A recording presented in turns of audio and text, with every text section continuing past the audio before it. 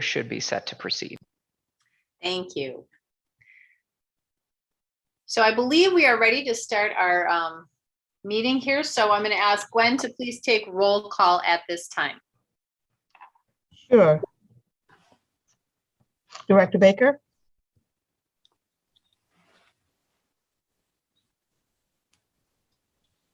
Director Baker?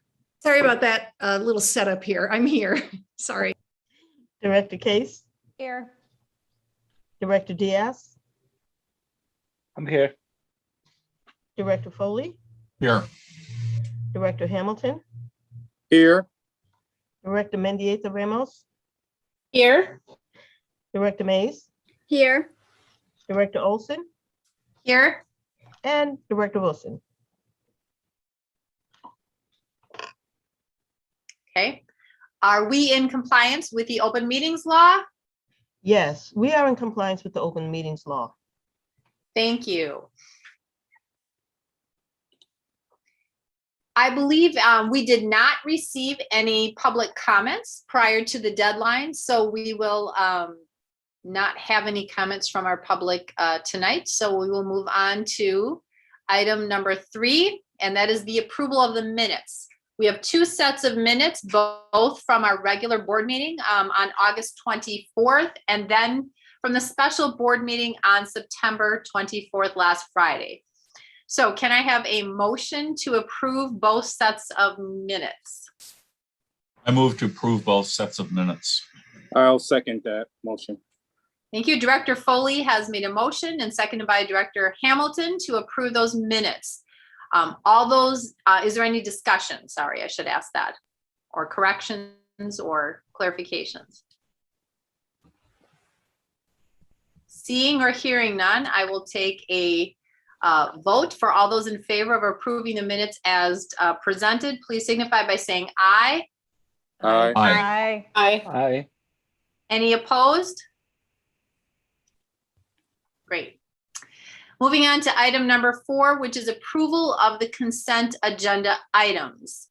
There are 5 items that are listed there under consent agenda. So may I have a motion for the approval of the consent agenda? I move to approve the consent agenda. This is Director Hamilton. Do I have a second? I will second that. This is Director Diaz.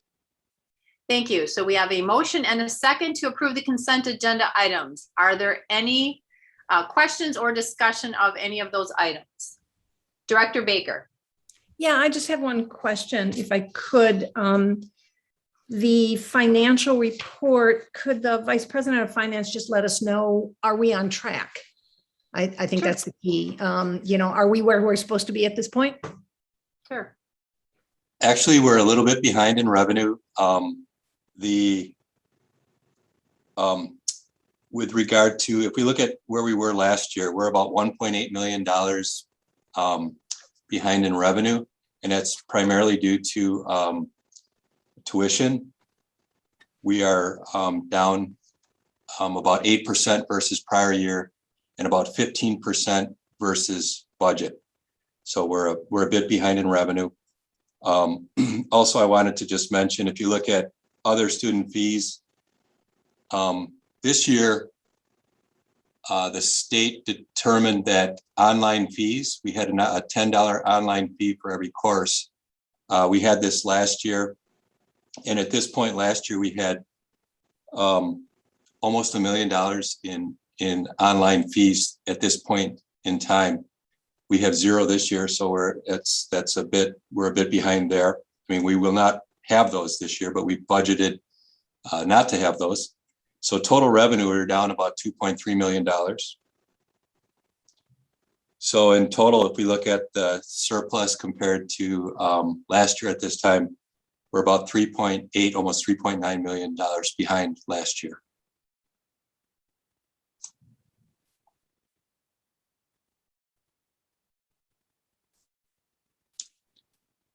Any other questions or anything specific that you may want to talk about?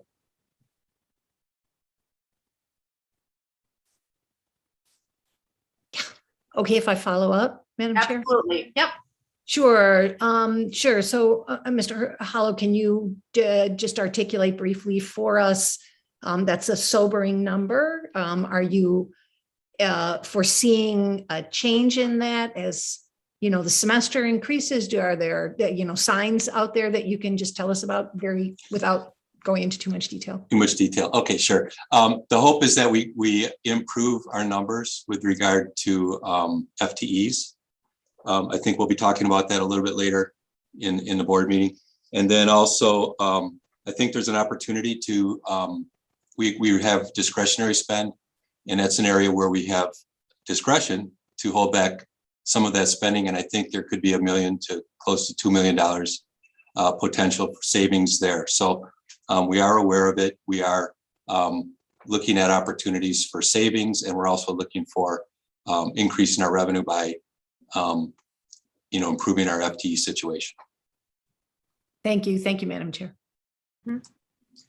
Any other questions from any other directors about that item or other consent agenda items?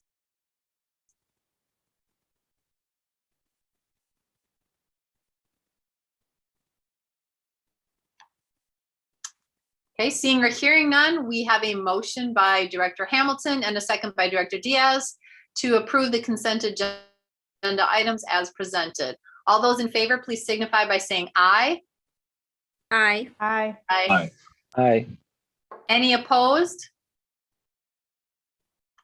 Thank you. The motion carries. And now we're moving on to item 5, board action items. So do I have a motion for item I, resolution F0196-09-21, the authorizing the sale of $1.5 million general obligation promissory notes, Series 2021-2022D of Milwaukee Area Technical College District, Wisconsin. I move the motion. Thank you, Director Baker. Is there a second? I second Director Foley. Thank you, Director Foley. And Mr. John Meehan is here to represent Baird and Company.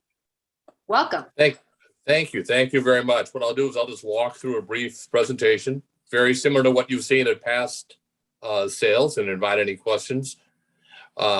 Based on previous action of the board, you adopted a resolution at the last meeting instructing us to proceed to the market with a $1.5 million issue, which is for Series 21-22D. This morning, we took bids. They were all submitted electronically, and the winning bidder is a firm named Collier Securities, which is out of Minneapolis. As you look at that page, we only received 3 bidders. Not surprising, 3, 5, we're always in that type of range for this size of issue. The Series C issue, which was much larger at 22 million, would attract a larger number of bidders. So this series, similar to the B series, you would only get a few bidders. What catches my attention is the difference between the winner and the second place was 15 basis points. And that's a large number for what is a short issue. And by short issue, there's only basically 4 maturities. So that difference is a large number. And the third place is not that far off the second place. What that tells me is that good for Colliers, they probably had somewhere to go with your bonds when they bought those. They already had those pre-sold, which allowed them to be more aggressive.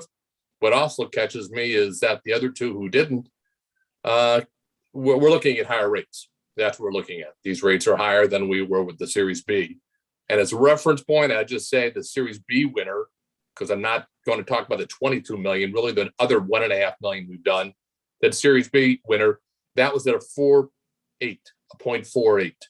So you can see that rates are going up a little bit. Next page.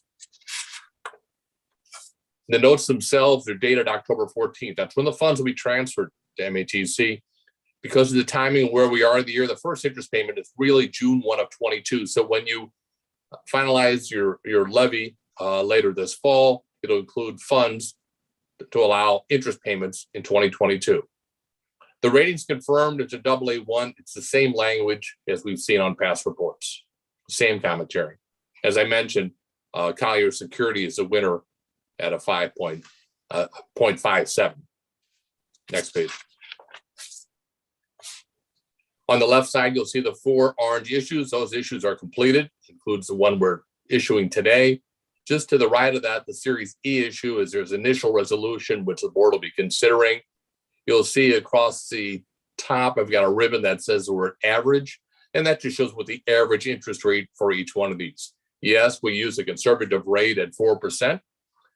Because that's just really the coupon rate, and it's a matter of, that's what you pay the debt service on, basically. And so we just run that in there for purposes of having the math calculated. But average, once again, has been around 2%, which is held steady. Overall, it's early in the game as far as issues. We do 12 a year, and this is only 1/3 of the way through. So, but we are on track as far as the structure goes. The next page begins the Moody's credit report. As I mentioned, there is really no difference in the language from the previous sale.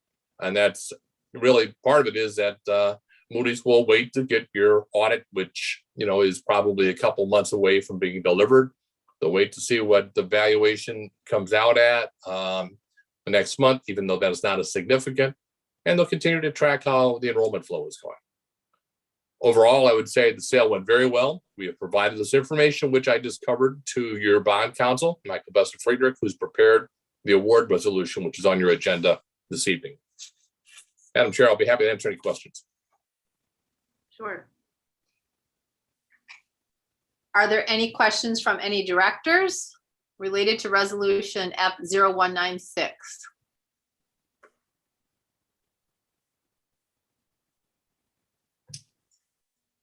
Okay, not seeing any. We do have a motion by Director Baker and a second by Director Foley for resolution F0196-09-21. We will be doing a roll call vote for this motion. So Gwen, could you please take the roll call? Certainly. Director Case, Aye. Director Diaz, Aye. Director Foley, Aye. Director Hamilton, Aye. Director Mendieta Ramos,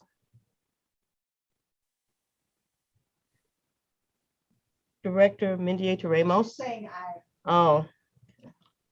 Director Mays, Aye. Director Wilson, Director Baker, Aye.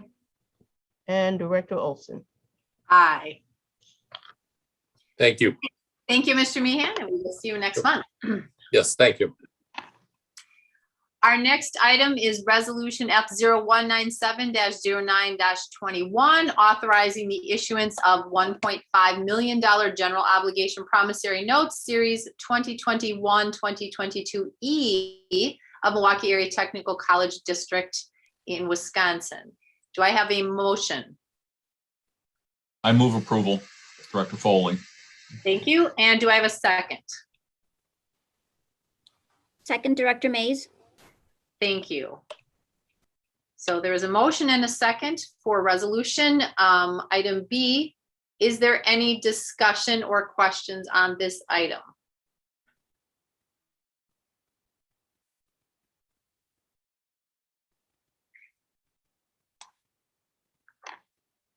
Hearing none, and a motion by Director Foley and seconded by Director Mays, we will take a roll call vote on resolution F0197-09-21. Director Diaz, Aye. Director Foley, Aye. Director Hamilton, Aye. Director Mendieta Ramos, Aye. Director Mays, Aye. Director Wilson, Director Baker, Aye. Director Case, Aye. Director Olson. Aye. Thank you. Our next action item is resolution F0198-09-21 to approve the building trades rate changes. Can I have a motion? I move approval of the motion. Thank you, Director Baker. Is there a second? Second, Director Case. Thank you, Director Case. We have Vice President Albans to share with us this resolution and discuss.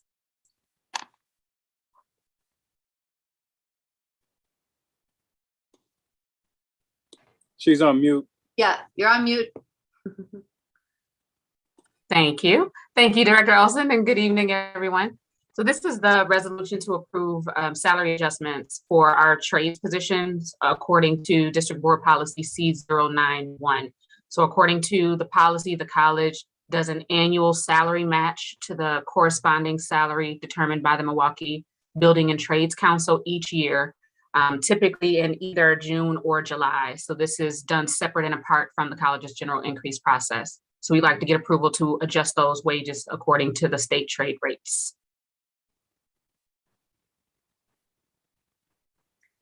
Thank you. Are there any questions?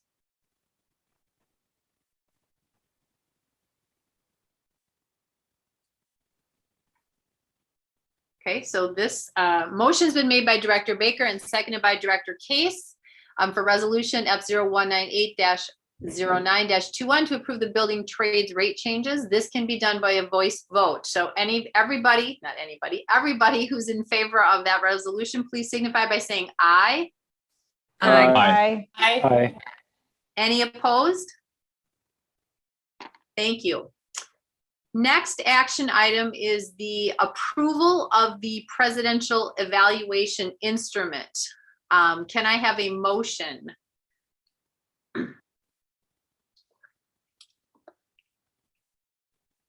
This is Director Foley. I move approval. Thank you. Is there a second? It's Director Hamilton, I'll second. Thank you.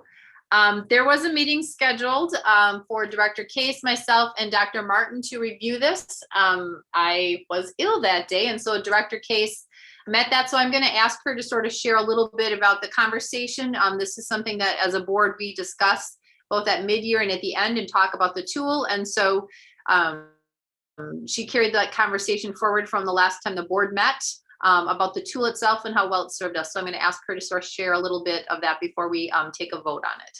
Sure.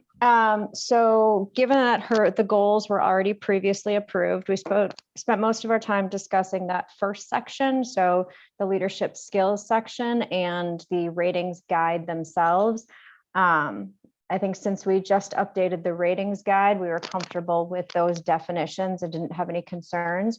The discussion we had around the leadership skills was that sometimes there's items within here that the board may not have obvious visibility to, so that we would, if there was anything that any of the board members had concerns with or didn't feel like they could give a full evaluation, that we would let Dr. Martin know in advance so she could provide some specifics to that and or call it out in the narrative she normally writes about the goals and in response to how she's meeting those. So that was the gist of the conversation. Thank you. You're welcome. Questions or conversation from board members about the tool that we will be using for Dr. Martin's evaluation this year?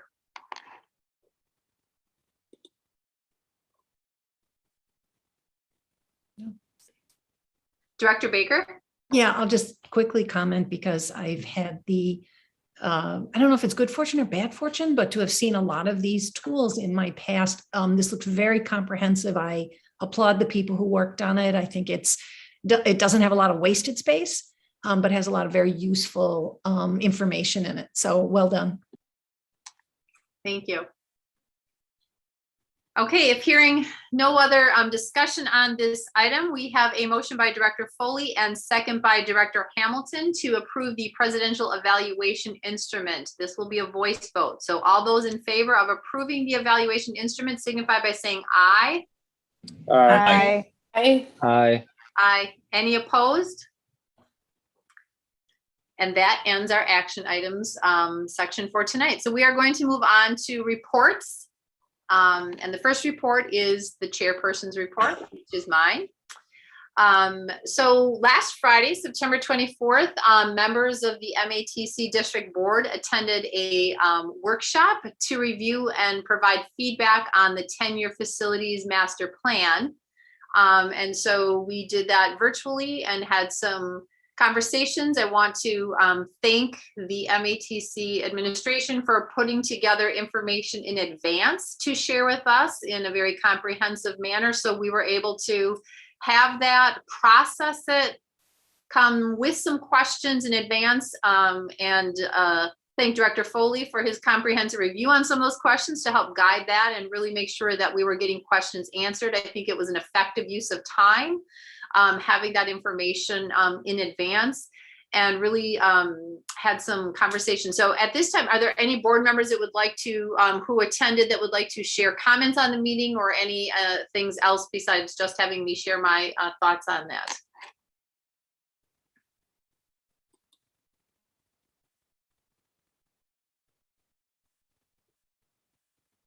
Okay, not necessary. Just thought if anybody wanted to add anything to that, since it was only a few short days ago that we met. On October 13th through the 16th, ACCT, or the Association of Community Colleges Trustees, is holding an in-person leadership congress at the Manchester Grand Hyatt Hotel in San Diego, California. Directors Case, Foley, and myself will be attending this meeting. The conference theme this year is advancing diversity, equity, and inclusion, which has been a topic that this board has started to dig into. And there is a workforce task force that is working on that also. So I'm very excited about attending that and seeing what other community colleges are doing across the country in this work, and being able to share and take back a lot of information on that. And so the three of us will report and share back at the end of October, because we will have attended that, and be able to see what takeaways we have from that work. Also, as a reminder, on October 28th and 29th, right after our next monthly meeting, the Wisconsin Technical College District Boards Association will be holding its fall meeting, and it's virtual. So the meeting will focus on our legal issues that are facing technical colleges. So if any of you want to attend, sometimes when it's virtual, it makes that a little bit more doable for some people with your schedules. Please let Gwen know, and then she can register you for that. So mark that on your calendars for the 28th and 29th.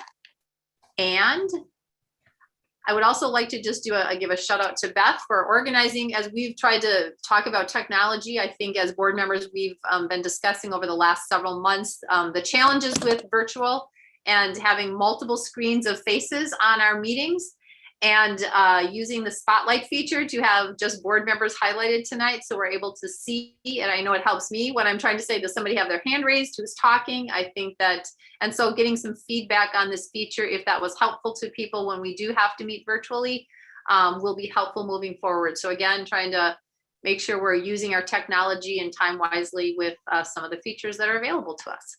So next is our president's report. So Dr. Martin, I will turn it over to you. Well, thanks, Chair Olson. Good evening, board members, students, employees, and community. A couple highlights from this last month. Proud to announce that MATC will be the recipient of a 4-year, $700,000 grant from Northwestern Mutual. This grant will help support dedicated advising, scholarship funding for the Promise, marketing for IT careers, and that's going to help us diversify the workforce pipeline in Milwaukee. Thanks to Laura Bray and the teams from the foundation, advising, recruitment, high school relations, and the STEM pathway who envisioned and are now implementing this project.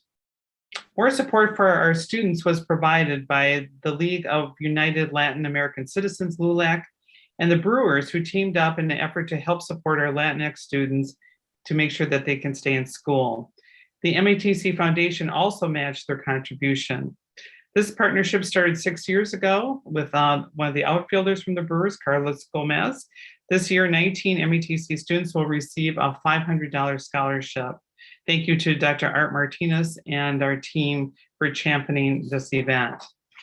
MATC is hosting a wide range of events in celebration of Hispanic Heritage Month, which runs from September 15th through October 15th, organized by our college's Office of Diversity, Equity, Inclusion, Office of our Student Life, and the Latinx Unidos Student Organization. Presenters will include Hispanic employees, students, college leaders, and motivational speakers. The free public events will be held at all of our MATC campuses. One of the ways MATC can help in the talent pipeline is to offer apprenticeship opportunities for our students.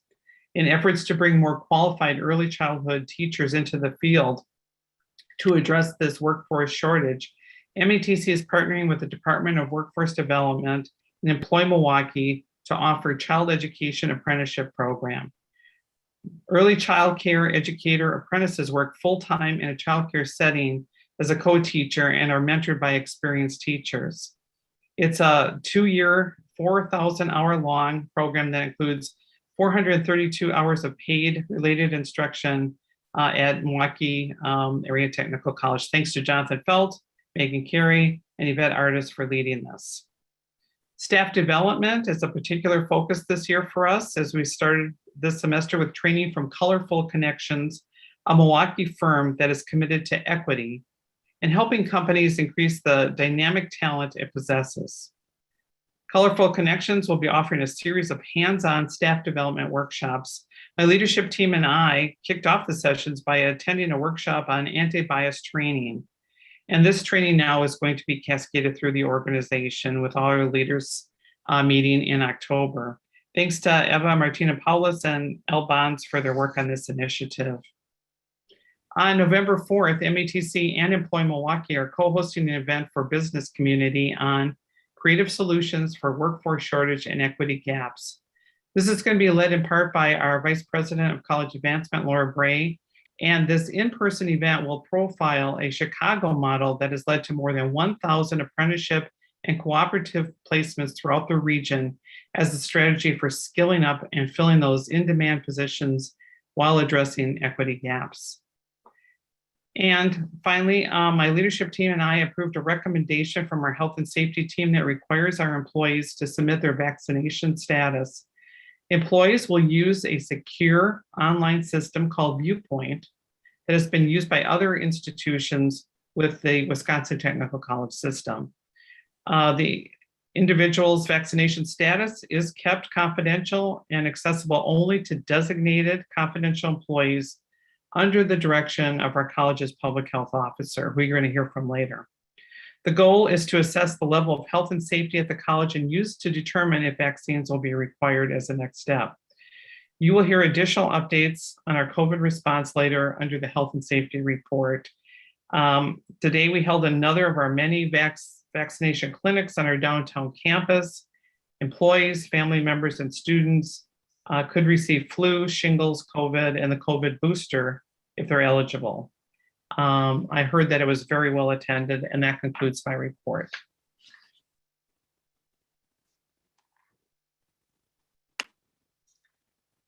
Thank you, Dr. Martin. Our next report is by Eva Martinez Paulus on Diversity, Equity, and Inclusion report. And then also I know underneath that we have our annual affirmative action report. So I'm going to turn it over to Eva. I'm sorry, Madam Chair. I was trying to get my microphone on. Sorry. Yes. I just wanted to ask a question just about the Northwestern Mutual grant and the application to the promise. I think she said it would those resources were going toward individual counseling for promise students, and I was wondering if we were hiring more staff for that, or if we were doing that with the staff that we already have. Yeah, that's a great question. I'll have Laura Bray respond to that.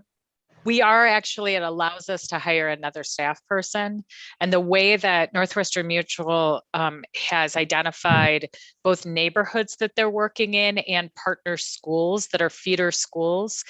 And so this provides an individual to work with all of the students that are coming from those schools.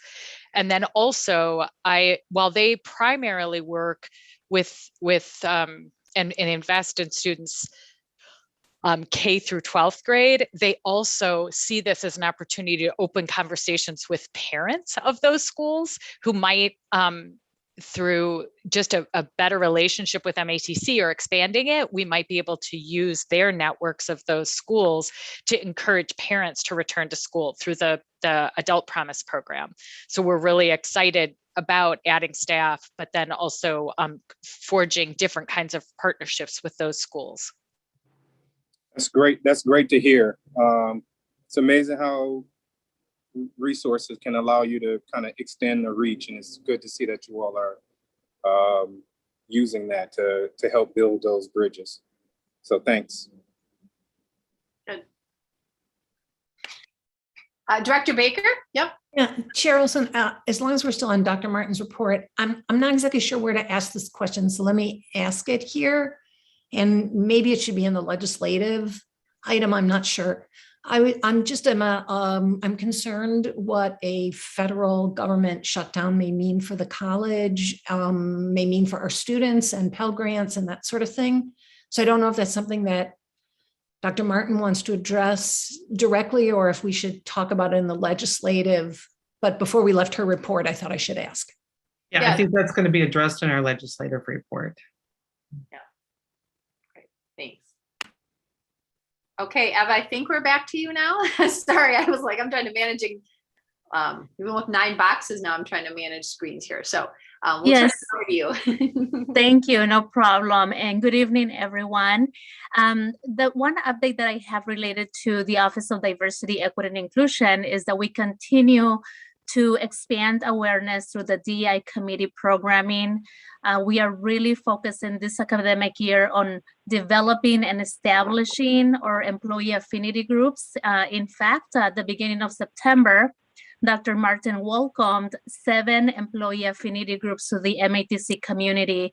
And as of today, I am also happy to report that we have additional employee groups that would like to also have a voice at the table and be part of this DEI initiative.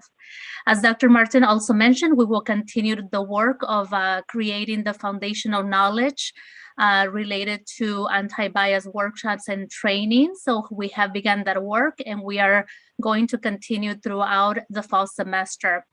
Lastly, I just like to highlight that we continue the work of the President's Task Force on Diversity, Equity, and Inclusion, and we plan to truly focus our efforts moving forward in truly understanding the MATC story and developing the recommendations for the President by the end of the academic year. In regards to DEI, again, we continue to expand awareness, education, and also addressing some of the DEI buckets throughout the college. I continue to work very closely with the different MATC locations, from looking at different climate issues to also looking at the student experience and also the employee experience. I have to say that this is officially my 6th month at MATC, and I am excited to continue this work.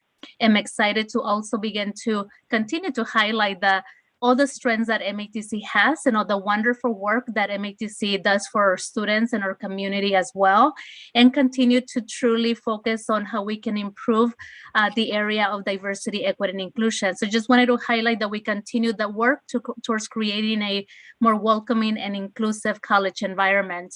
With that said, I'd like to turn it over to my colleague, Dan McColgan, who is the Director of Labor Relations, and he will be highlighting the affirmative action update and highlight.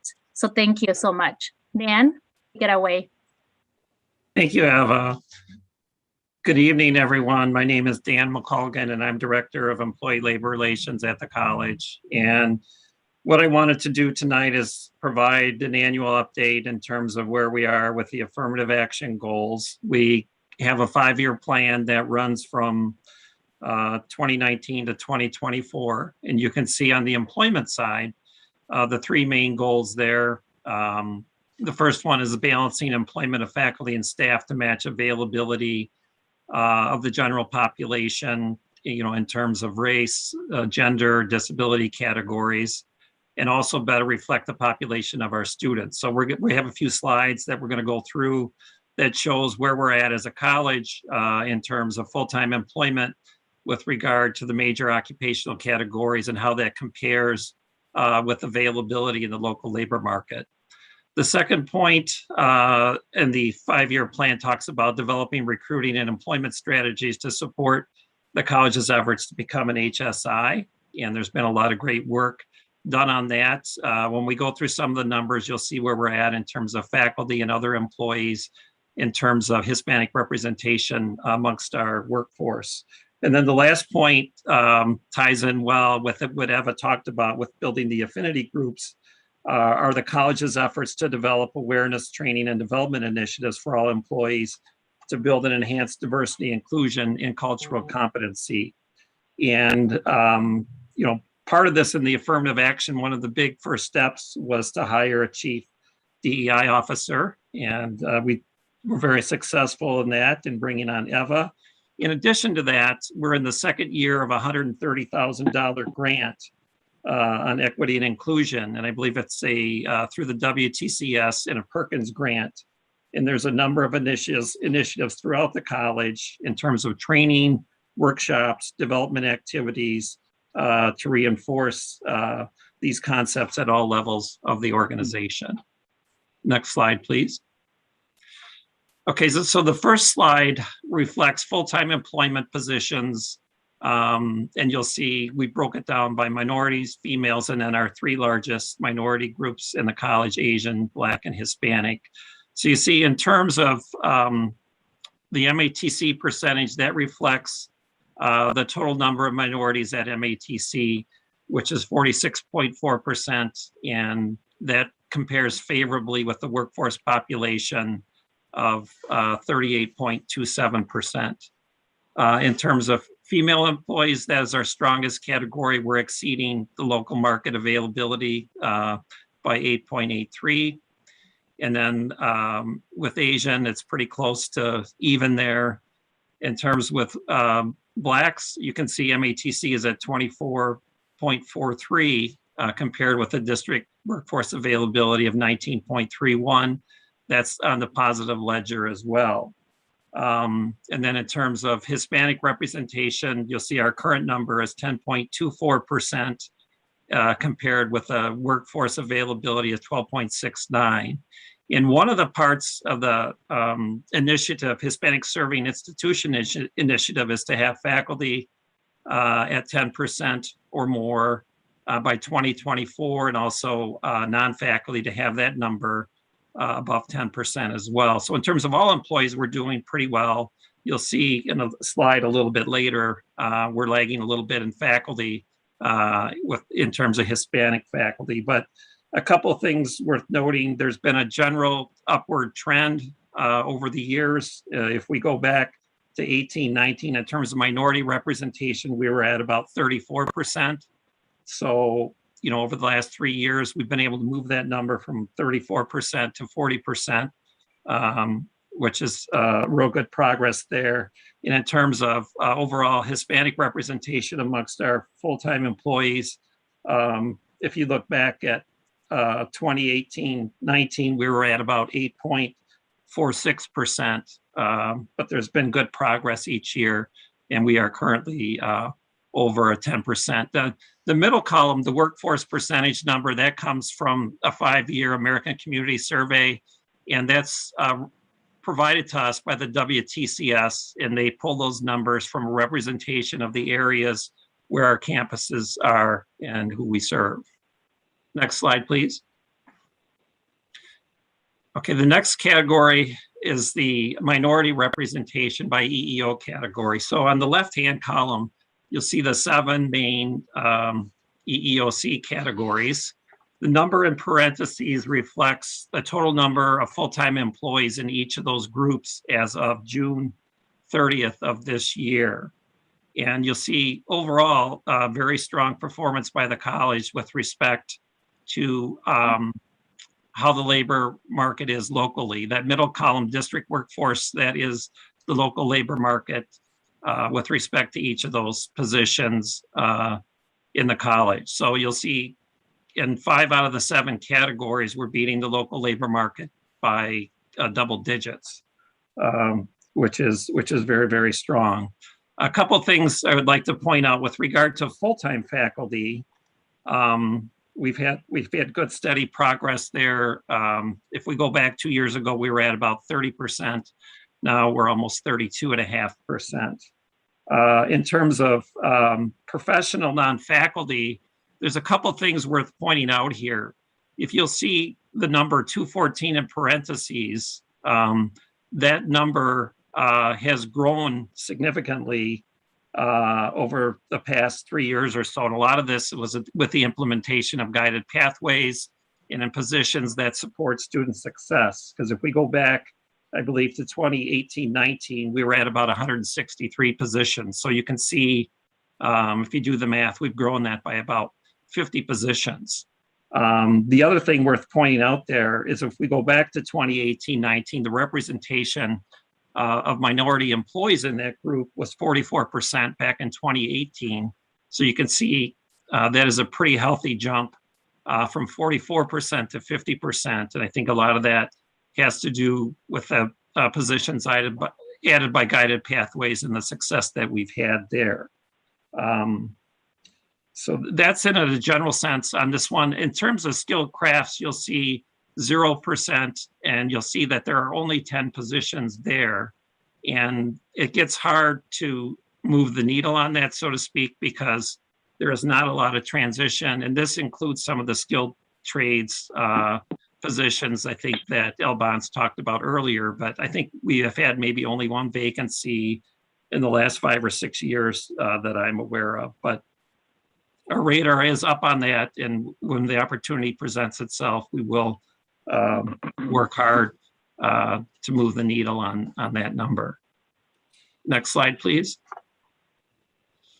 Okay, the next slide is full-time female employment by EEO category at the college. And you'll see overall pretty successful with the exception of the bottom 2 categories. Skilled crafts, we've talked about that a little bit. And then in terms of service maintenance, we're lagging there by about 13.25 percentage points. But with regard to the other positions, it is a pretty strong performance by the college. In terms of executive administrative positions, if we go back to 2 years ago, we were at about 52.5%. So we've grown that by about 4 percentage points. And again, in terms of professional non-faculty, again, that's the number of employees where we've increased by about 50. You'll see in that number is at 62.62. If we go back to 2018-19, we were at about 58%. So there's some healthy growth there as well. So I believe that covers that slide. Could you move to the next slide, please? Okay, so full-time faculty positions. This is obviously a position of keen interest because it's the largest employee group at the college, and they have the largest impact, obviously, on student success. And so we pulled this number separately, and we have the ability to do this for all the 7 occupational categories and drill down by race and gender and that type of thing. But we thought it was worth looking at in terms of full-time faculty. And you'll see that our minority representation amongst faculty, around 32.5%, compares very favorably with the local workforce availability of approximately 18.7. Females, it's pretty even in terms of the workforce number. Asian, a smaller number, but we are behind there. In terms of Black, 18.74, which that number has been growing slowly but steadily in a positive direction. But there's huge challenges you'll see here with Hispanics as well. Hispanic faculty, you'll see that the workforce availability locally for Blacks and Hispanics is in single digits. So 5.63 for Blacks, 2.8% with regard to Hispanics. And so you see that 7.63, that is below our target of 10%, which I think we need to hit for purposes of the HSI initiative. But we are working hard to try and move that in a positive direction. Next slide, please. Okay, this last slide, this is part of the president's scorecard, and there's a number of metrics tracked in terms of diversity among employees. And one of the key ones is diversity among all employees. So unlike the affirmative action data that we just looked at, this covers all full-time and part-time employees.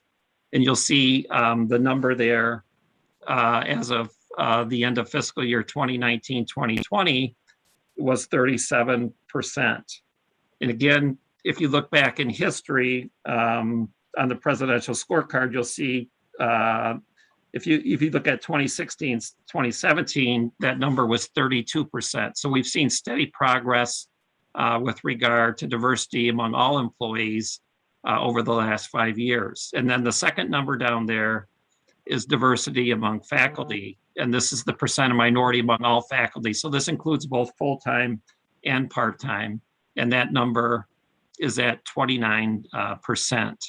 And again, looking back 5 years to 2016-17, that number was at 25%. So again, steady progress shown by the college. And I believe the president's scorecard indicates there is a goal of the college to increase these numbers by 2% each year. So in other words, the goal for all faculty, for all employees would go from 37 to 39%, and for all faculty would go from 29 to 31%. So that is what I had in terms of remarks regarding some of the data on the affirmative action. The second part I had was just to kind of do a brief overview of our EEOC, our internal EEOC complaint cases that come through the internal complaint procedure. But before I move to that, I guess I would open up at this point to any questions. Director Foley? There's one number we've identified in several of the prior meetings when we've discussed diversity that is not depicted here, and that I think we should track on a very regular basis. And that is what percentage of the full-time faculty, part-time faculty, and I guess it would be the professional non-faculty, that is counselors that I'm trying to reach, are Black males. We've identified the need to increase the number of Black males because of lots of data indicating that's important for the success of Black students, and we don't break that number out. So I think we need to do that, and I'd like to see progress on that number. When it's ironic, I know, but when you say, gee, we've had great success because the number of female employees is, I've forgotten the number now, but 10, 15% more than the percentage in the workforce, that's great, except that it also means that we are necessarily below workforce percentages, or at least ideal percentages in some of the other categories, and particularly this one. So that's a good point in terms of our student population. I know we're trying to have our workforce more look like our student population, which I believe is around 53 or 54% currently. And we are obviously the largest majority college in the state and probably beyond. So one of the challenges there, though, is the local labor market in terms of availability for faculty amongst African Americans is 5.63, but we need to maybe broaden our horizons and maybe where we're searching to try and attract more African American faculty. And I did hear your comments in the previous meeting, Director Foley, in terms of that. We did pull the number for full-time faculty, African American, and that is currently 4.5%. So in terms of the total number, we have 18.74 Black faculty, but the number of African American males is only, I believe it's 4.5%. So there's a lot of work and progress that we need to make there. Yeah, I do think we should not be limiting our recruitment to the immediate area if the potential sources are as small as the general numbers indicate. This has been something we've discussed now for years, and I think we really need to focus on it. Just my opinion. Point well taken. Director Baker? You're on mute, I believe. Dang. Usually people can't shut me up and you guys have to tell me how to talk. So I have a comment and a question. So the comment is, I am not surprised, but I continue to be looking for a better word than disappointed. When we look at the statistics around gender, around women, I think we do very well in areas which are traditional areas for women's employment, and in the areas that are non-traditional, we do not do well. And it's a societal thing. MATC is not alone there, but people who knew me in my service before on the board know that this is a very significant issue that I care a lot about. And so I'm interested to see as we go forward what affirmative plans we have to try and do better in that area.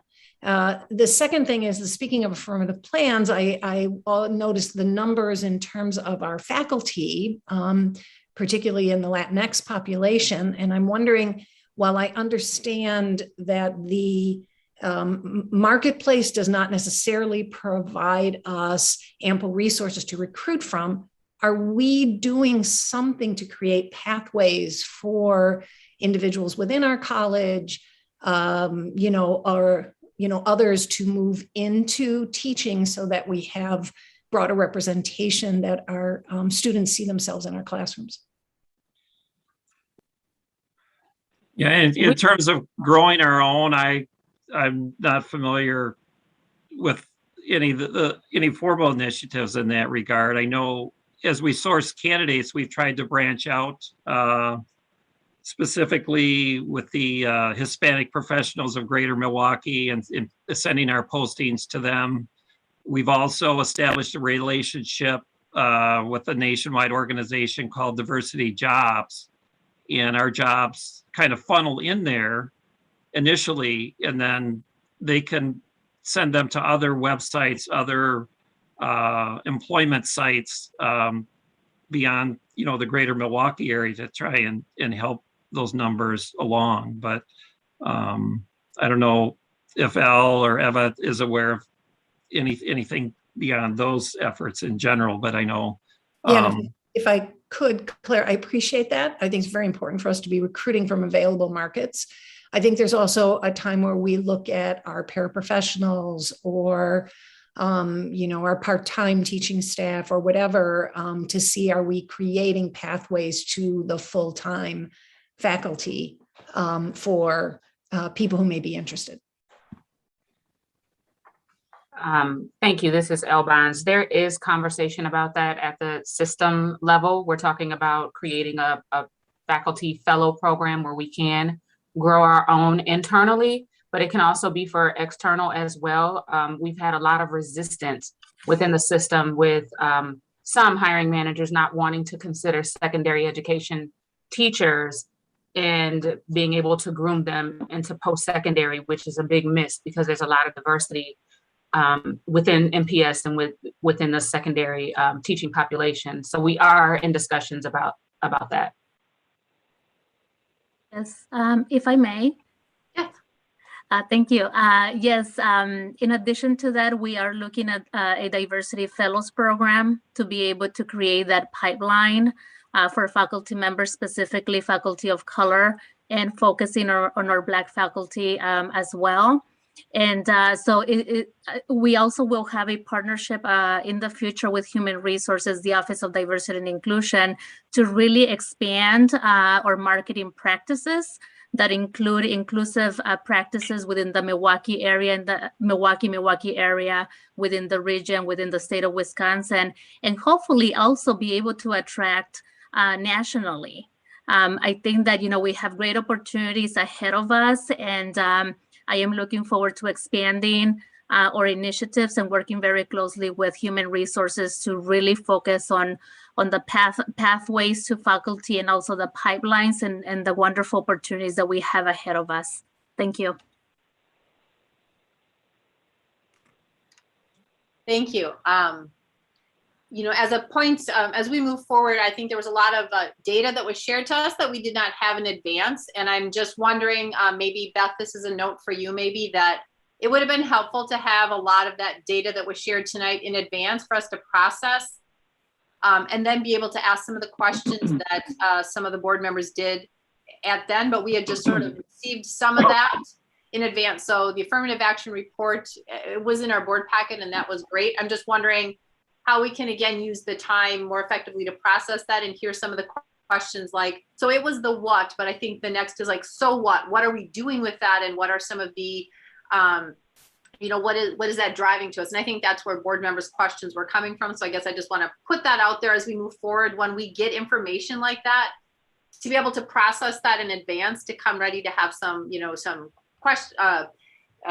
questions, and then what are we doing about it? Because I think it's good to get that data. We need that data, but it's just the beginning point of any conversations or topics. So I want to thank both Eva, and happy 6-month anniversary to you, and to Elle, and then to Dan for presenting that data to us. So we will be moving on to our next report, which is the enrollment report, and Nadine Gonzalez de Jesus will be presenting that to us. Madam Chair, thank you, and greetings to all. As context, I wanted to talk a little bit about what we're doing within the enrollment area. We are going to get ready right now to prepare to all of you with a strategic enrollment management plan that will be presented to you in the form of a video prior to our meeting next month. So you have a clear understanding as to where we were, where we are, and where we're going as an organization as we begin to envision enrollment that includes recruitment, enter pillar. It also includes our stay pillar, which talks about our efforts in retention. And we're also going to address the completion aspect. And then what is it that we're doing to involve our community-based organizations, as well as alumni engagement. So all of those areas will be discussed next month as we present the SEM plan, or the Strategic Enrollment Management Plan. The plan will be in alignment with our Strategic Plan Transformation 2025.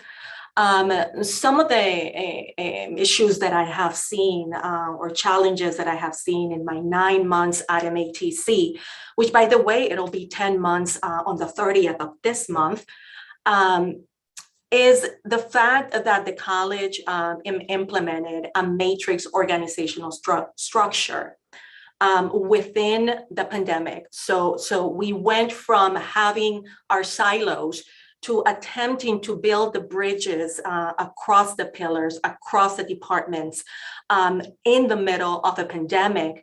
And that is when we went for a matrix org chart.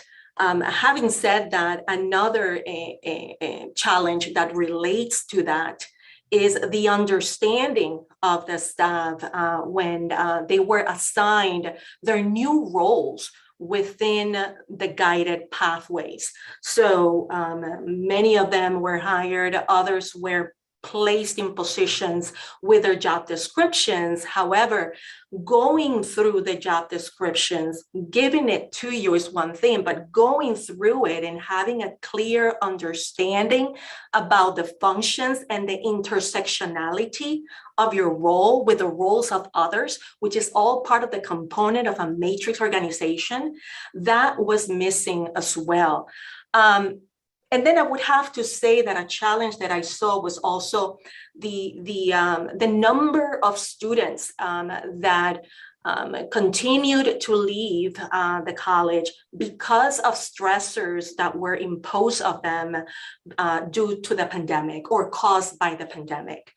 And as well, on top of that, the need for us to create goals that are clear with numbers and metrics, both for new student enrollment, a recruitment piece, and then of course, the retention aspect. We need to really understand that we're doing very well in terms of getting new students, But when we look at retention, which you're going to see that soon, when we look at our retention, that is the piece of the puzzle that we need to address, right?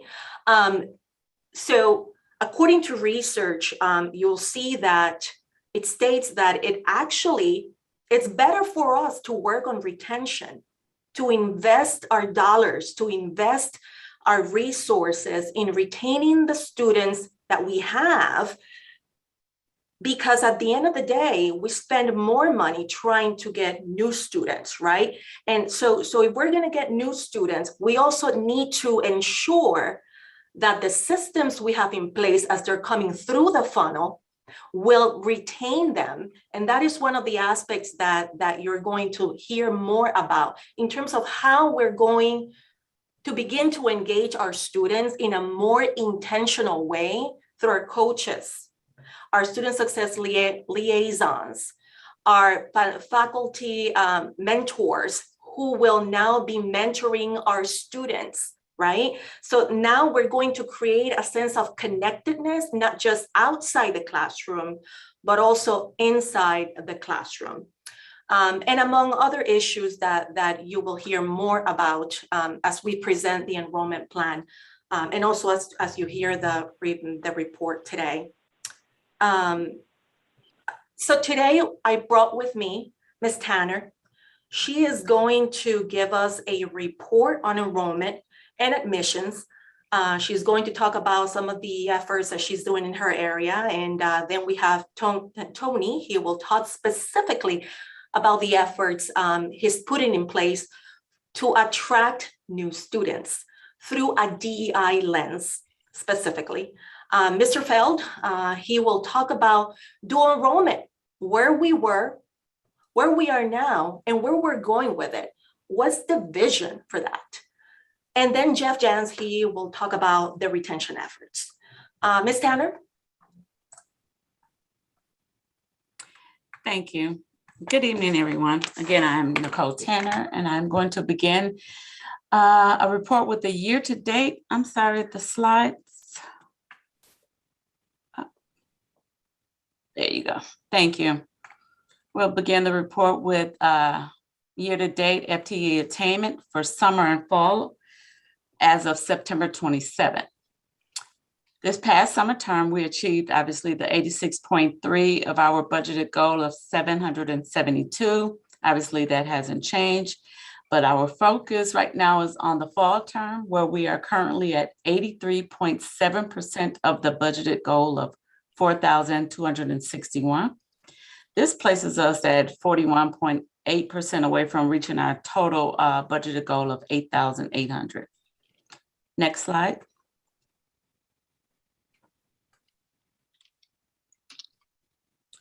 Here we have the FTE comparison for fall 2019, 2020, 2020, and our current fall 2021 term, again, as of September 27th. Fall 2019, we achieved 98.3% of our budgeted goal of 4,728. Fall 2020, we achieved 88.5% of the budgeted goal of 4,342. Currently for this fall term, we're at 83.7% of our budgeted goal of 4,261. Next slide, please. This slide kind of rolls into, again, what Dr. Gonzalez was just referring to. We're taking a look at our different students, new students, continuing students, and the returning students for the current term of fall 22 compared to fall 21. For this current fall term of fall 22, continuing students FTEs are down 1,379 compared to the fall 2021. New students are up 352 FTEs for the fall 2022 compared to 21. And our returning students are also up 376 FTEs this term compared to last year. So as you see, there's some work to do, and we have initiatives. We're going to continue our targeted marketing that we're working on with specific outreach by pathways we're still underway. We have the late start courses beginning, so we're going to do a lot of outreach to those students, trying to get those students enrolled with the late start.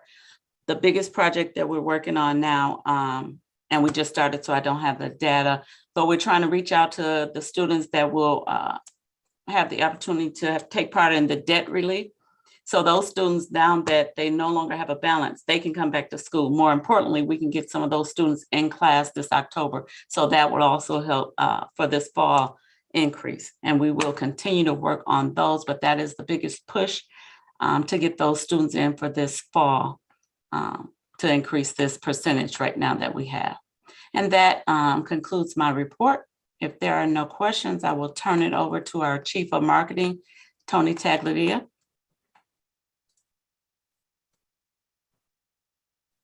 Thanks, Dr. Tanner and board members. So as you probably saw or will have the opportunity to see in the recording of the marketing presentation, the annual marketing presentation that's coming up later, we do have a full funnel strategy reaching our full diverse district.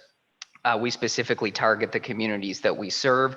And I want to make a couple of notes in response to some of the numbers. So knowing that we're seeing a little bit of softness in the fall, we're reallocating budget from later in the year to help strengthen ad spends right now to help us with two things. One, to help fill our 8-week classes that start in October so that we can still maximize and do everything we can to see growth yet in fall, but also really to strengthen what we're doing in fall to drive the spring numbers. And I want to say that, make one additional note kind of on the full funnel marketing, specifically to the numbers that you're seeing. We did market and will continue to market to stop outs. And we think that that's helped getting some of the returning student numbers that we see. We specifically targeted students who were last here in spring 2020 and talked about some of the things that we've been able to do since then that might encourage them to return. And that's an effort that will continue. So beyond just the full funnel marketing that we see in the presentation that's later in the agenda, some of the specific community and high school recruitment strategies I just wanted to note is, of course, representation and marketing materials, and they're also bilingual. So we'll be doing a Spanish language view book for the first time and highlighting our services that are responsive to the current needs we're seeing. Dr. Adams, the interim VP of Enrollment, and I had a conversation about kind of getting feedback about what students are really asking most about, and that actually aligned with some research that we were seeing and that our agency was seeing, and in conversations we've had with Dr. Gonzalez de Jesus and others. And so we're actually adjusting some language to make sure that we're letting students know about the support services that we are seeing are in greatest need right now. So when our advertising generates leads, or when our recruiters are out in the community or in high schools, our recruiters respond to them within 1 day to connect with them and help them learn more about what MATC can do for them. We do have recruiters assigned to all of our campuses. There are recruiters assigned to the pathways and recruiters assigned to the high schools, so that whether it's a campus, a pathway, or a school, we're doing relationship building. It's not just whoever the recruiter is who's available that day, that we're doing that relationship building. And we do have bilingual recruiters, and we assign them to high schools that have 30 or more % of students who identify as Hispanic, Latino, Latina. The last thing I'll note before turning it over to my colleague Jonathan Feld to talk about dual enrollment is that we are adding a recruiting position specifically focused on the adult and community population and strengthening our partnership with community-based organizations, because to Dr. Gonzalez de Jesus's point about a lens of diversity, equity, and inclusion, we know that those are the organizations really connecting with populations in our community, helping meet their unique needs. And we have a relationship there where we're providing GED, HSED services and things like that. We want to strengthen the relationship to bring them into the college level experience as well. And so that's a specific focus for us. So with that, I will turn it over, as I mentioned, to Jonathan Feld to talk about dual enrollment, dual credit. Thanks so much, Tony. Thanks, Dr. Gonzalez de Jesus. Thank you, board members. Relative to dual enrollment as a part of the larger enrollment mix, we've done a similar comparison here fall to fall, as you've seen for overall college numbers, a couple of different categories of dual enrollment that you can see here. And you can see that there's actually been growth year to year in each of these categories. Reason being, we knew throughout this past academic year that students were going to be exceptionally challenged moving through high school and taking college coursework. And so wanting to enable them to have the focus on actually graduating high school in a really strong way, we, the team and faculty who we work with, turned our attention instead into building mode, so that if we weren't necessarily seeing the students really wanting to take advantage of all of these things last year during COVID, we would be able to turn our attention toward building to then implement for this year. And you can see the results of that here. 15% growth in students taking cohorted contracted courses. We also have contracts running in the academy model. We have contracts running in other models, but students taking one single course as a part of a cohort, we've seen about 15% growth. Students in academies, a little more than 20% growth. Students in Start College Now, some may know that as a former name, Youth Options. It's the same program, just by a new name. 50% growth actually in that. In transcripted credit sections, 75% growth year over year in that area. And we also know that we can project these numbers out by and large for spring, and we're looking at very similar growth curves, although not the same percentage for each category, but very similar growth curves there, between about 15% and about high 60s, low 70s% of growth curves for spring as well. So thanks to all the faculty, thanks to the team, and thanks to our high schools, especially for working with us on these things. I'll turn it now to Dr. Jans to finish up our conversation, talking specifically about retention activities. Thanks very much. I hope you can hear me. I've been having audio problems today. My name is Jeff Jans. I'm the Vice President of Retention and Completion. Virtually every employee on campus provides some form of direct or indirect assistance in the area of student retention and success. So just because that word retention is in our title, it does not mean that we're the only ones who are working so hard on student retention. And time really doesn't permit me to show all the different retention initiatives that are going on both in our division and elsewhere, but I'd like to offer a few.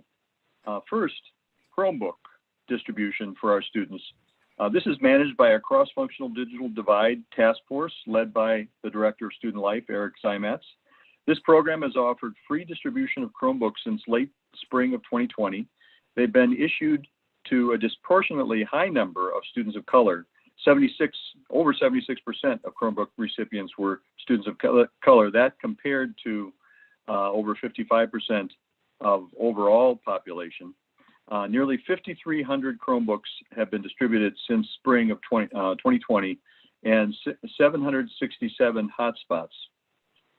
The second retention initiative worth mentioning is the low-cost or no-cost textbook program, or OER, Open Educational Resources, and IA, Inclusive Access. This is coordinated by our Open Access team led by faculty member Thomas Calavilla. As of late spring in 2021, 22% of MATC courses were using inclusive access, low cost, and or inclusive access or no cost. Just as a point of reference, when we talk about OER, we're talking about resources that are absolutely free to the students. Inclusive access is a program that is not free, but it's very low cost and is typically at the state of the art in the resources and graphics that are available to the students in the classroom. We're on track to have about 11 to 15% no-cost courses by the end of the fall 21 and 20% by the end of spring 22. Students can now read which courses provide these options when registering and can search courses based on no-cost or low-cost designations. We're currently analyzing the fall data to identify the actual student cost savings, which is substantial. We expect to have that by the end of this semester.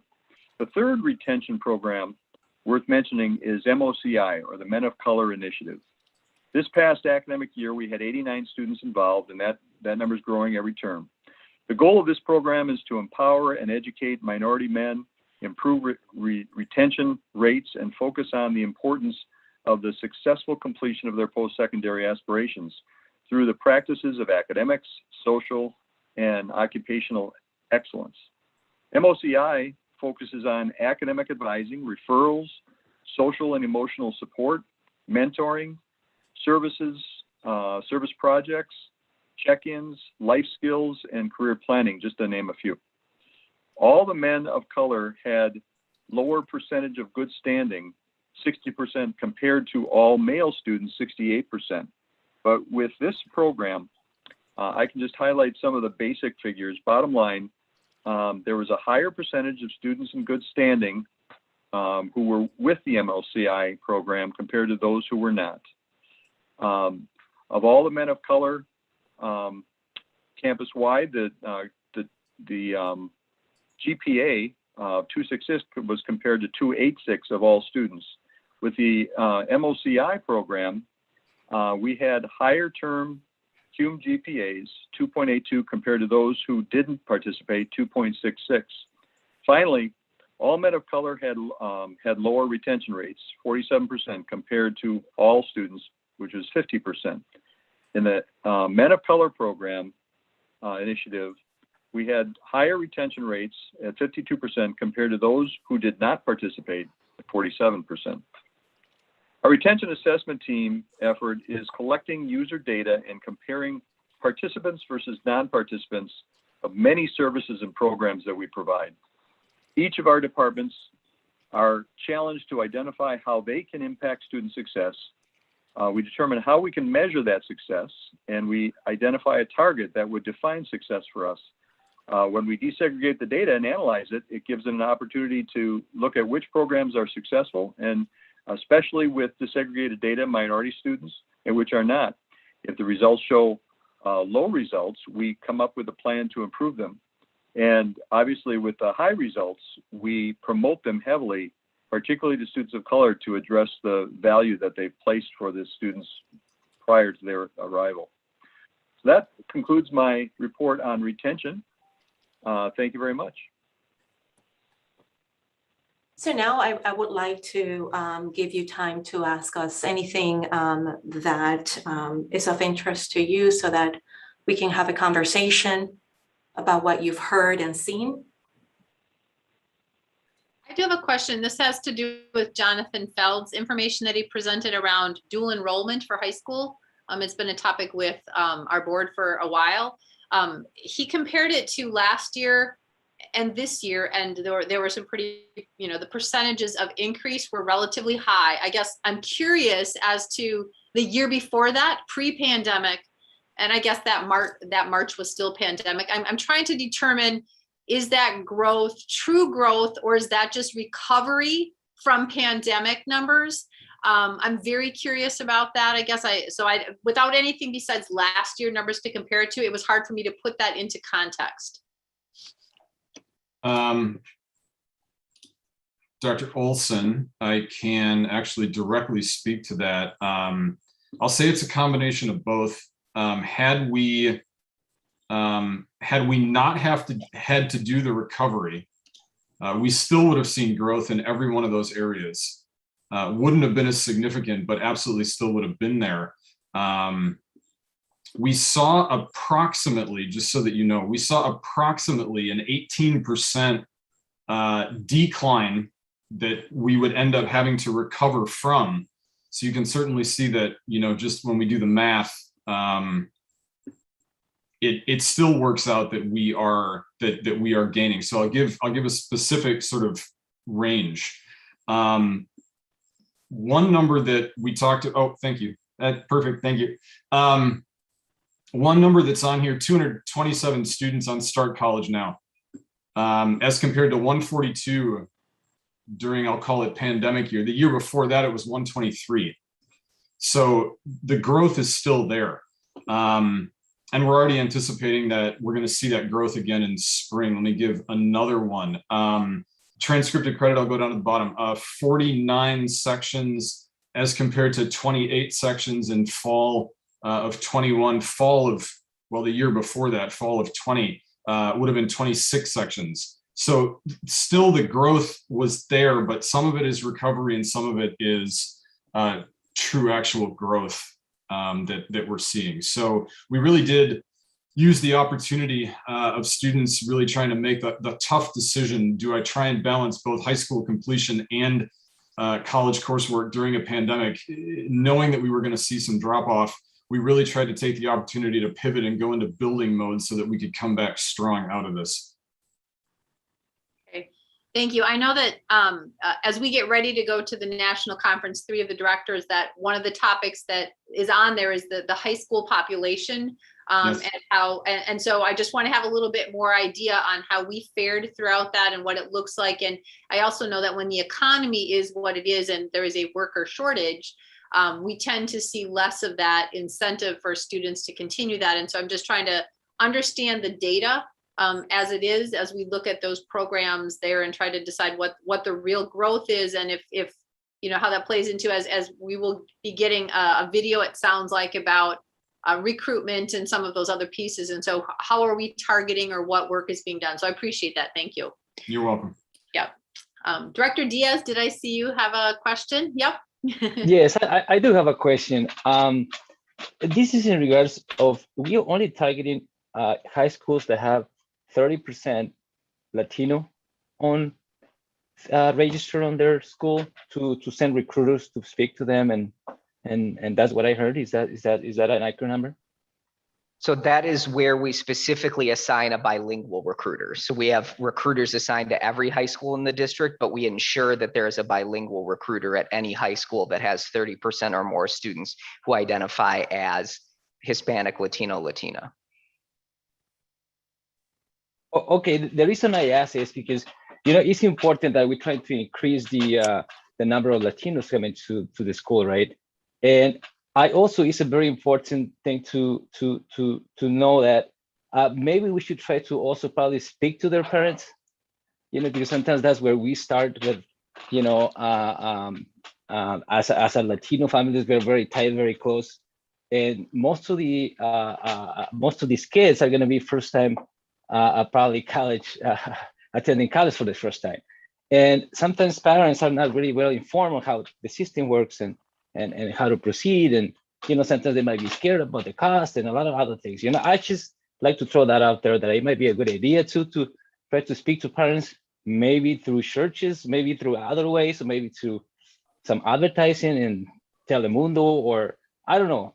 I mean, I'm just throwing an idea out there that could be very helpful when we try to recruit Latinos into our institution, because yeah, you might have a high school that had 30%, but remember that there could be another high school that has 10%, 20%, 5%, I don't know, but they all might have something in common.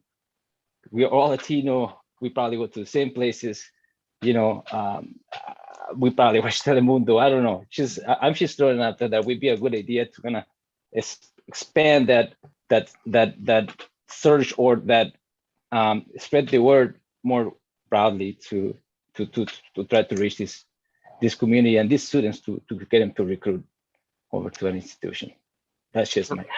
Director Diaz, thanks for the great comments and suggestions. We do have our recruiters engage with parents intentionally. So during the pandemic, even, we had virtual sessions specifically for parents of high school students.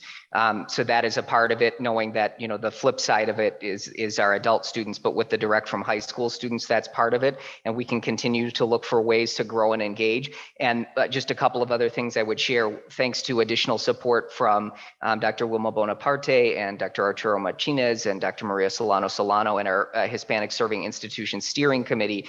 They provided some additional funds to support work that we already do as part of our overall plan to reach Hispanic, Latino, Latina families. And so we did have both Telemundo and Caliente Spanish language ads over the summer, and that's something we'll continue to explore. And the last thing I would note is that parents of high school students are part of our target audience for digital advertising. So we're not just reaching the high school students, we're reaching their parents intentionally, as well as their counselors and other influencers who are shaping their decisions. But thank you for the excellent thoughts.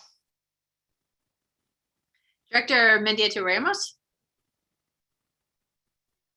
Yes, thank you. I have a couple of questions. So On the video that we are going to be seeing, are you going to be addressing the pathways that you're having more challenges retaining the students? Is that something that you guys are focusing on, like trying to figure out what pathway or what particular school or is having a challenge retaining the students? Absolutely. We will show you the challenges that we're seeing, as well as how we intend to affect that area so that we can improve our enrollment by gender, by race, by ethnicity, and so on and so forth. You'll see that next month. Okay, and my follow-up question to that, I see that one of the ways that you're trying to retrain students is by giving them a Chromebook. Have you guys considered tools, like maybe supplying specific tools according to the trade? That might be something that could be keeping the students from continuing? At this point, we're working with the advancement office so that we can create a scholarship that would give our students the tools that they need to address that specific question. So thank you for that. We are actually working on that as we speak. I'll just add, I'll add it really quick that we were able to identify $50,000 for this semester for that very purpose. And we hadn't offered that in the past. And it went within, I think it was like 48 hours. And so we are going to be looking for individuals that might want to contribute to that fund because it is clearly a need, but we don't have a dedicated fund specifically to supplies, tools, etc. Thank you. Director Baker. Let's see. Thank you. Quick question. I think it's becoming apparent that we're going to have a noteworthy population of recent immigrants from Afghanistan, probably in our area. Have we had conversation? Because I think this will require perhaps unique counseling and language services, et cetera, on how we're doing that outreach. I see some heads nodding. Yes, so we're actually excited to report we are having those discussions. As a matter of fact, as soon as we heard that we were going to be receiving a group of Afghans in our country and then again in our state, we said we need to rally up and see how we can service this group. So one of the things that we're working on and talking about is the development of courses, of ESL courses with videos. And again, we're doing that in collaboration with our PBS station. One of the beautiful parts about that is that the community around it that have come to assist us with this, it includes our own instructors, right? We're also working we will be working with an Afghan speaker. She speaks Farsi and Pashto. So those are some of the things that we're taking a look at. We're also working with specific agencies that will help to resettle this group. So again, it's not just bringing them over to MATC, but it's us going to where they will be within our communities and to be able to serve them that way. So we are en route to meeting that need. You will also hear more about that perhaps within the next few months or so that you can have a comprehensive look as to what we've done so far.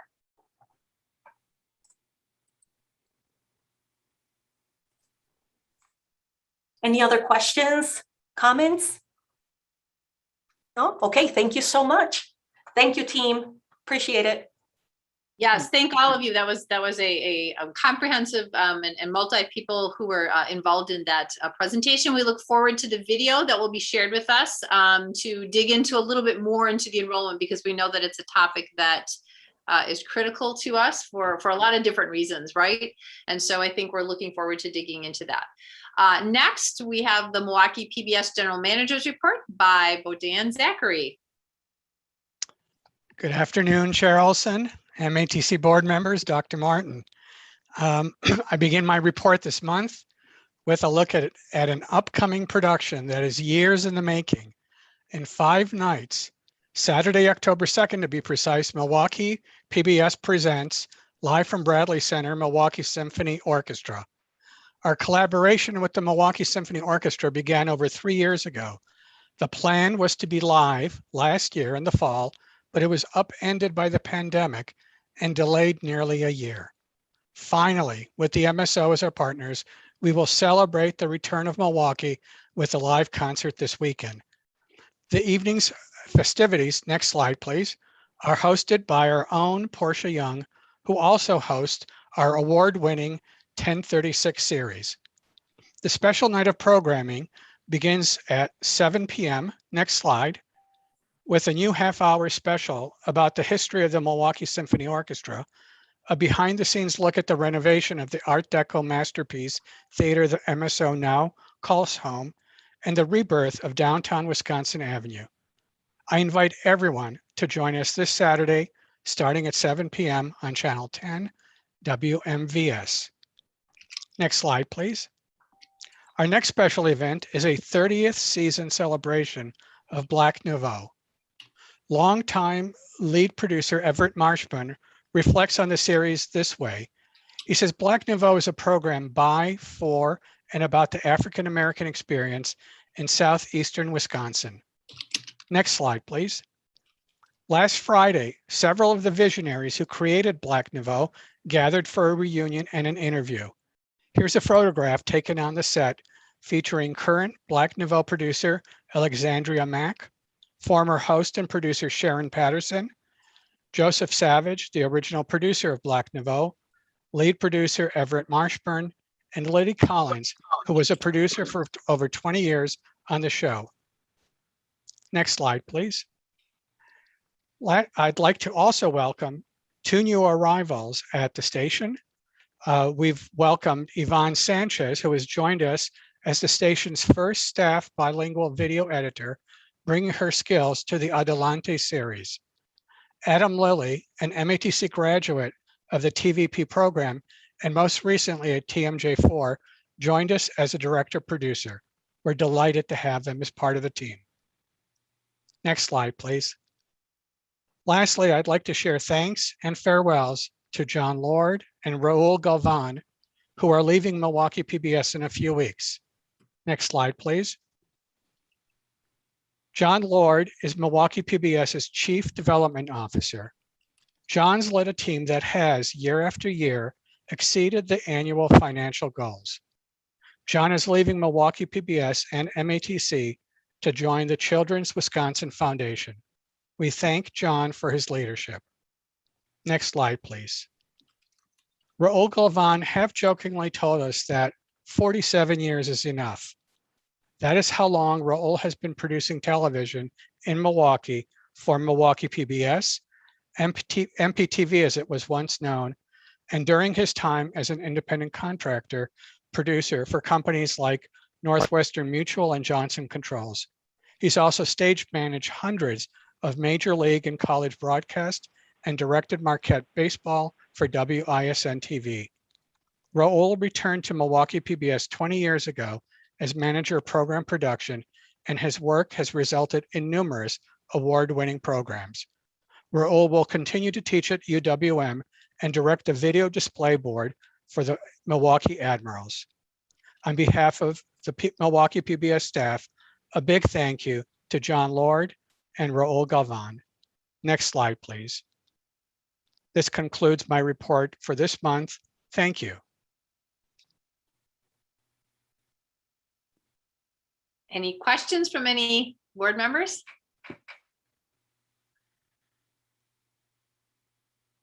Thank you, Mr. Zachary, for that concise report. Thank you. And next we have our legislative matters report. I'm going to turn it over to Janice, who I think will be introducing Ramey.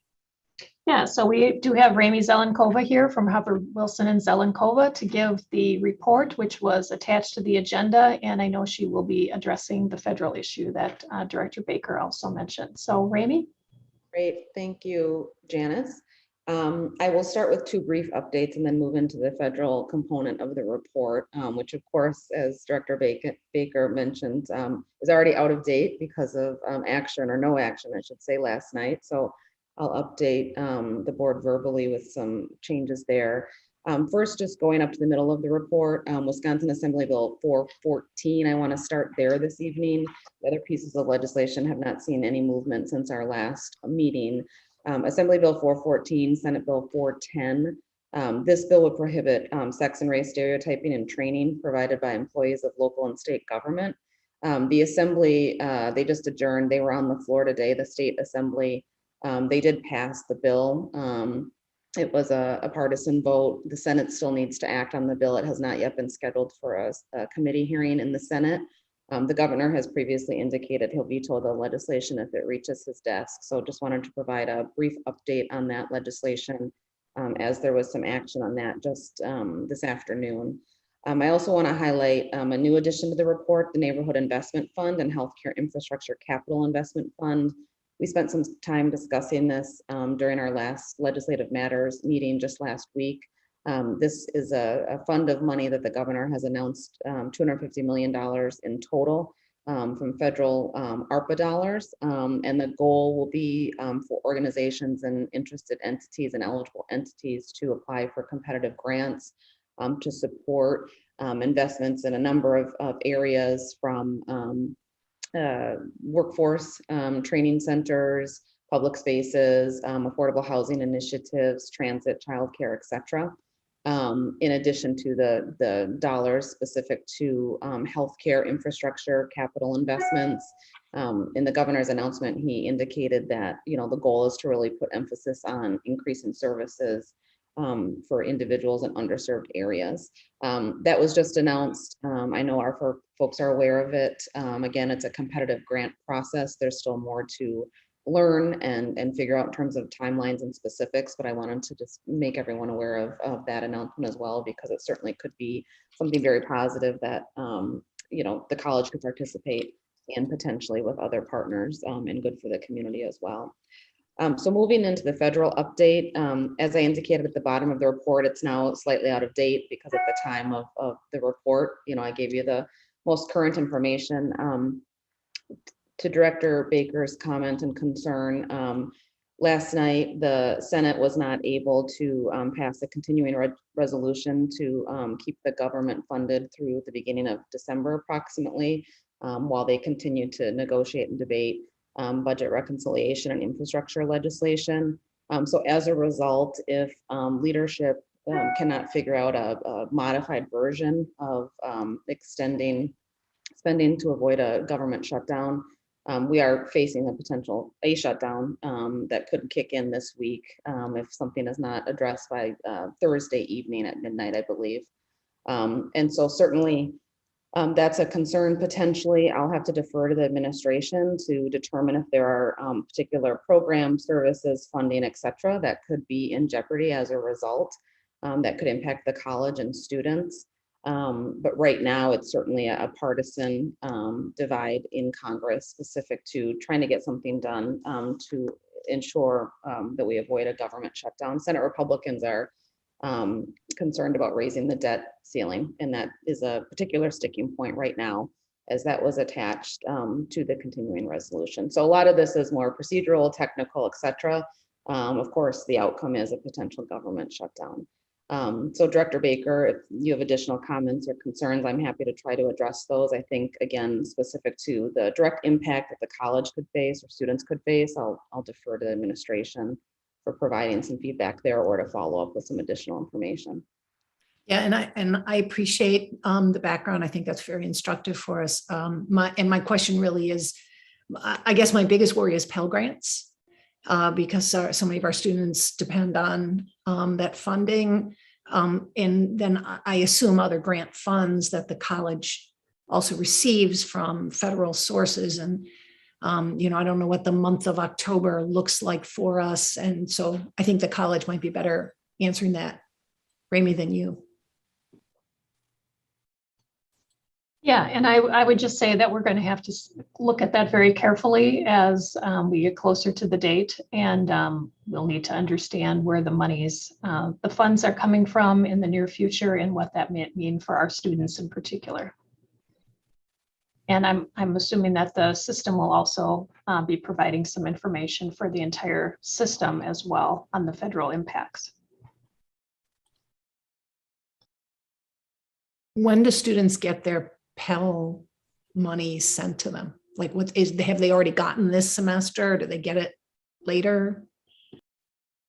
I don't have specific knowledge of when our students get Pell. I don't know if anybody on the call here has specific knowledge. I know it is dispersed. I believe it's been dispersed at least once already this semester, but I don't know if Jeff Hollow or others on the call have specific information about that.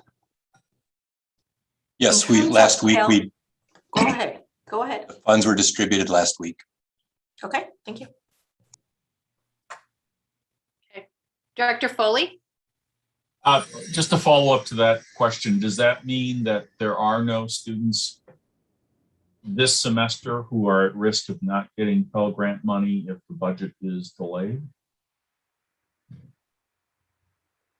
Jeff, that's really directed to you. It has hit, we don't know. So a question I have, and I don't expect an answer now, but if there are students who are caught in that situation, can we use our general reserve funds to carry it over with the expectation that the Pell money will, in the near term, almost certainly be provided? But I do have a couple of other questions on things on the legislative report. I'm looking at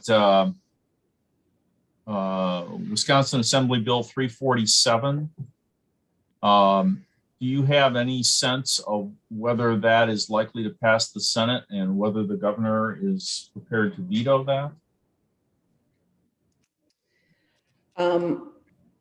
I would expect the governor to veto the legislation if it reaches his desk. I think that this particular legislation, like most of the COVID pieces of legislation that have been either passed or introduced and circulated for debate, that would limit the ability of local governments, or in this case, the UW system, the technical college system, from requiring testing, et cetera. The governor, has been very vocal about not supporting that. Certainly there have been some lawsuits specific to his own authority and ability to call emergency orders, et cetera. And so again, have I asked the governor's lead policy people specific to this piece of legislation if he would veto it? No, but just knowing what action he's taken on other similar proposals and comments that he's made as these things have come up, I would expect him to do so. And certainly UW system in a very direct way, interim president Tommy Thompson has been very direct about going to court, if indeed there's an effort to try to restrict UW system from implementing its own plan specific to testing, in particular, among other COVID related planning efforts, either through legislation or also the rulemaking process. Thus far, the technical college system has not found itself to be entangled in that debate. So we're fortunate in that regard. And I believe it's fair to say that after UW system's response to some particular specific legislators' desire to try to limit their control, that has kind of softened a little bit, and they've moved on to other things, but certainly this is something important to keep an eye on and be aware of to ensure that it's not impacting our college or the technical college system as well. So I know that was a long response, but. My last question is about Assembly Bill 414. It's the way it's described, it's surprising to me that this is controversial. What is this hiding? I can send you the link to the legislation so you can take a look at the bill. The relating clause does not describe the intent of the legislation in the way that I believe the legislation has been described in a public hearing. This bill, as well as other pieces of legislation, have been clumped into critical race theory, the debate on critical race theory. Got it. Okay. And I'm happy to forward the bill to you and others who are interested in looking at the definitions and having a better understanding of the legislation. I can also share a prior informational hearing that a committee had on this very topic that will provide some more insight. I think the description you give me satisfies my needs. Thank you.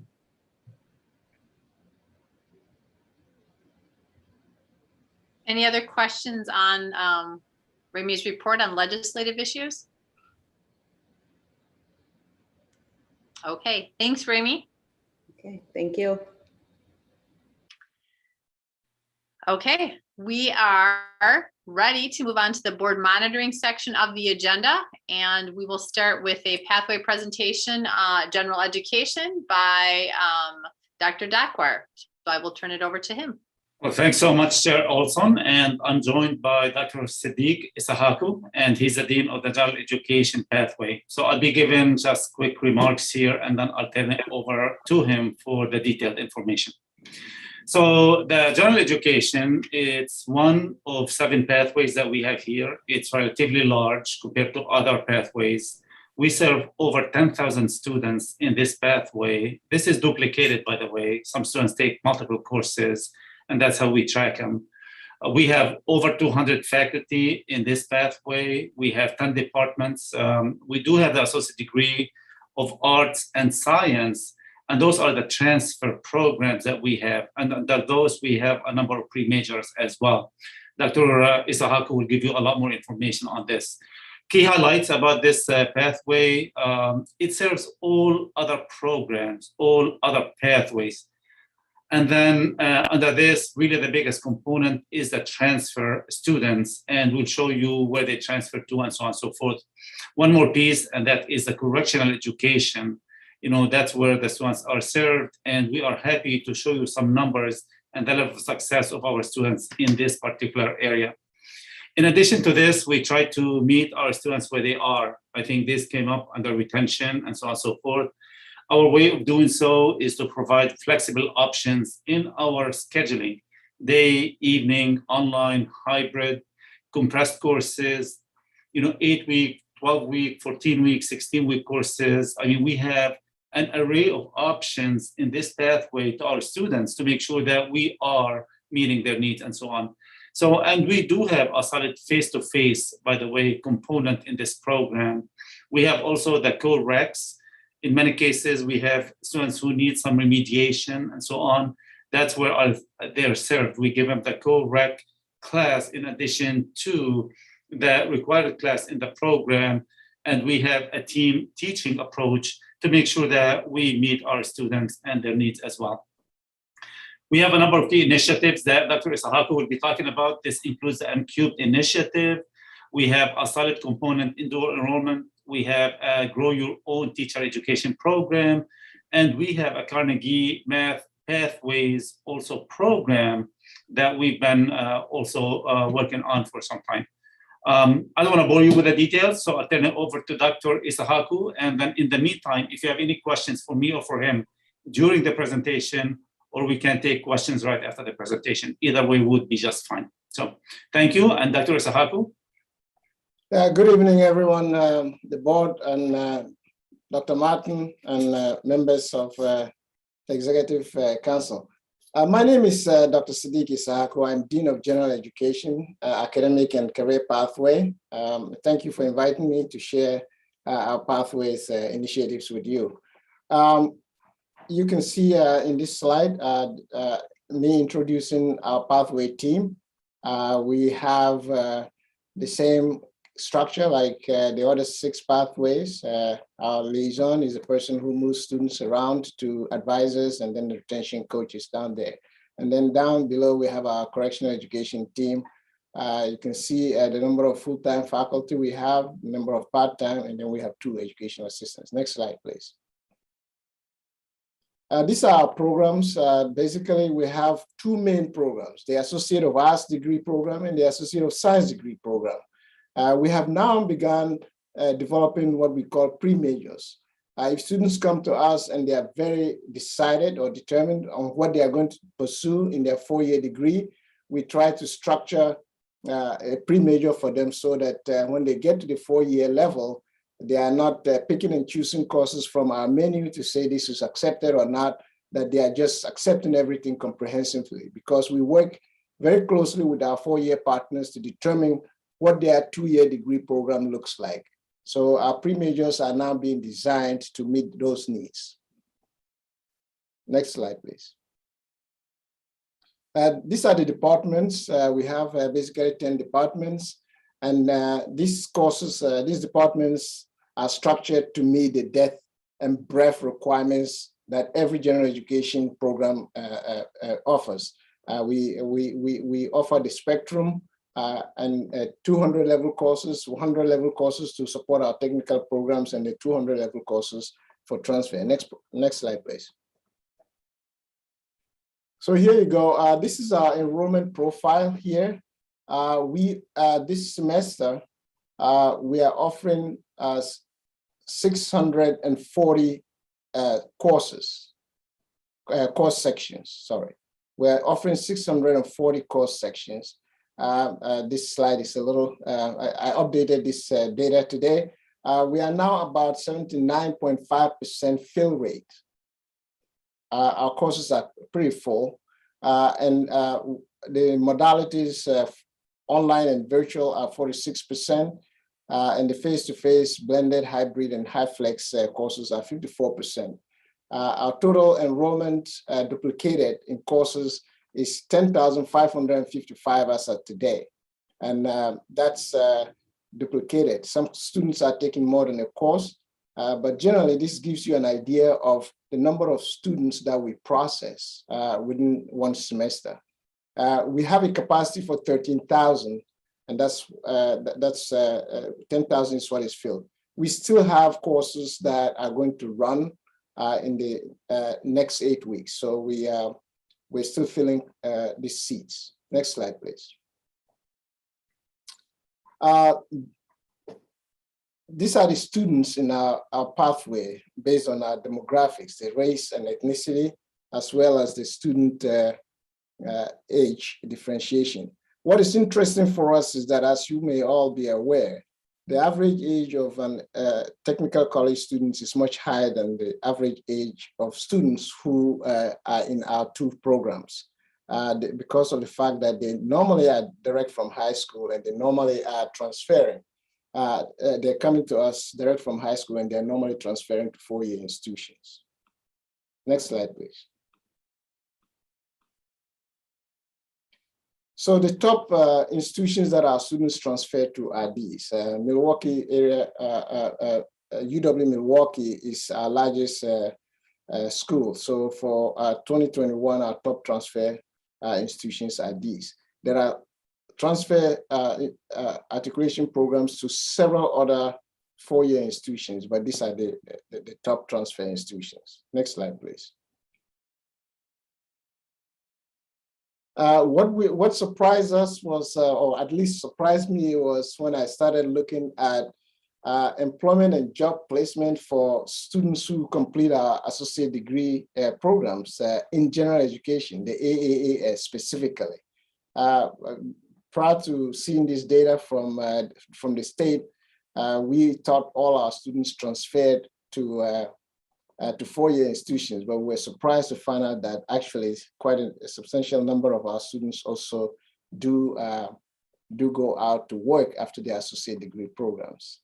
Next slide, please.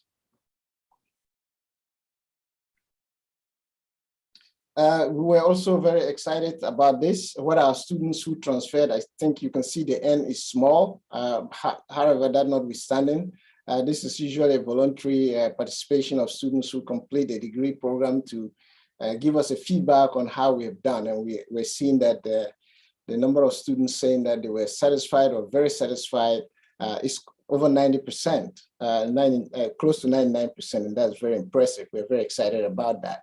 You can also see the reason why the students come to us over there. Majority, number 4, is showing that they are coming to us for further education that is transferred to 4-year institutions. Next slide, please.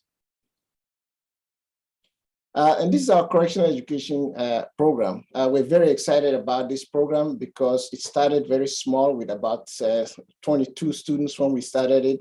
This semester we have 189 students enrolled in the AAAS program and 4 students continuing in the welding program. We had 8 students at the beginning of the semester in the welding program, and because of the pandemic, we shut down for a while. And by the time we opened up, 4 of the 8 had been released, so they are out in the community. 2 of them, I understand, have returned to complete their degrees with us.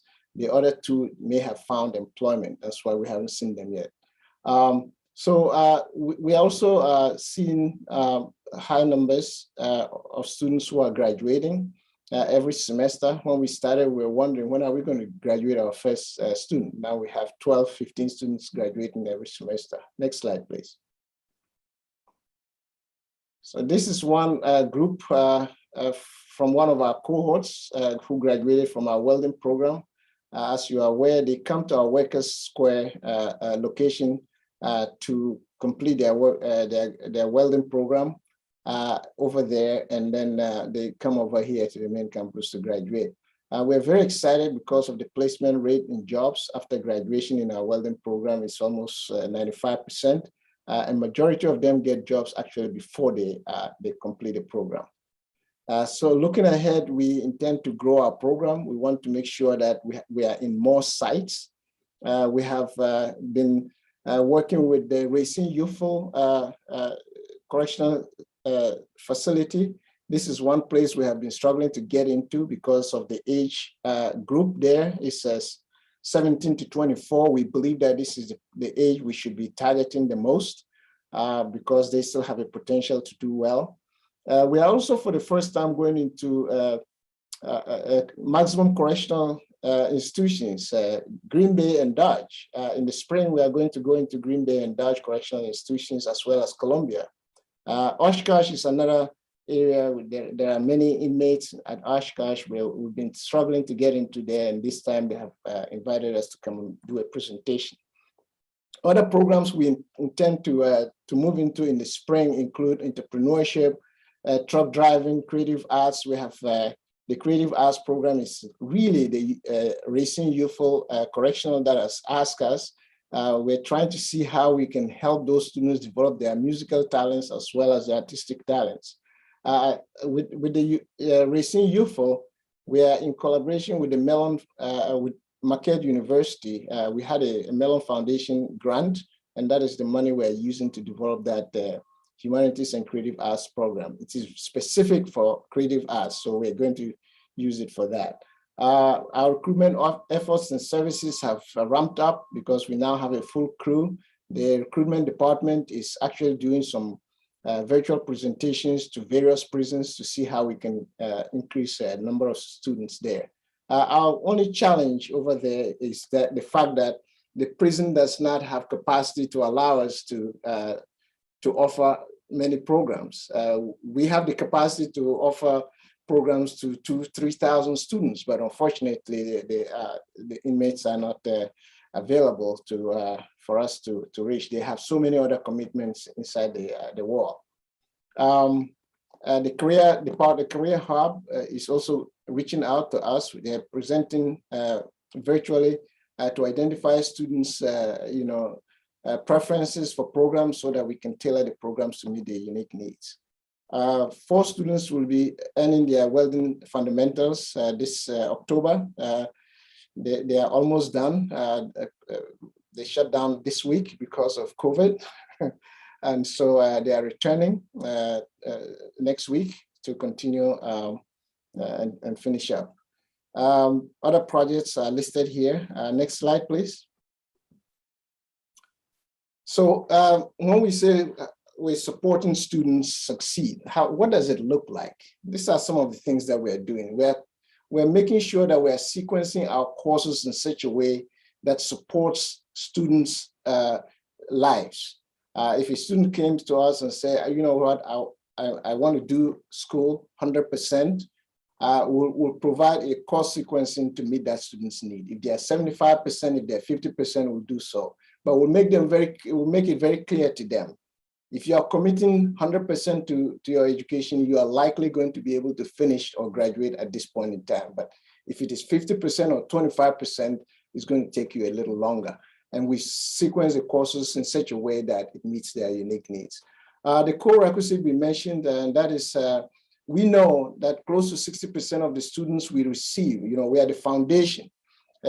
Closer to 60% of the students we receive direct from high school, or those returning after a break from education, usually will need some additional prep work before they are able to take our gateway courses. So we identify those courses, those students based on their GPA, based on their prior experiences when they left school and came back, and suggest to them that, you know what, in order to soften your educational experience, we want you to add extra hours of instruction to your course load. So we add a remedial course and the gateway course and provide them with the resources to support them to be able to do that.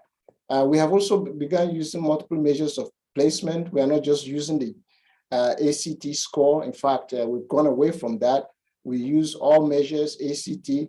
If they had prior IQ Placer, we look at it as well because we don't offer it anymore. But the research suggests that GPA, high school GPA, is a better predictor of college success than even the ACT. So we are looking very strongly at GPA. What we don't want to do is to look at one placement modality as singularly. We would like to look at them across the spectrum and see where the student is best placed. Retention coaching, faculty retention alert system that is helping the retention coaches to identify students who need support from the first 4 weeks. We do that activity to see where they are. And then in midterm, at 8 weeks, we do it again, and at 12 weeks, and see how we can ensure that students are completing their courses successfully. Degree planning is advising. We offer this in-person and virtual assistance as needed. And then we're now actively using EAB Navigate so that there is a conversation across the board and everybody is on the same page as to what help was offered to the student when the next person meets the student. So the student doesn't have to repeat themselves and so on. Intrusive advising and so on. Next page. So these are some of our initiatives.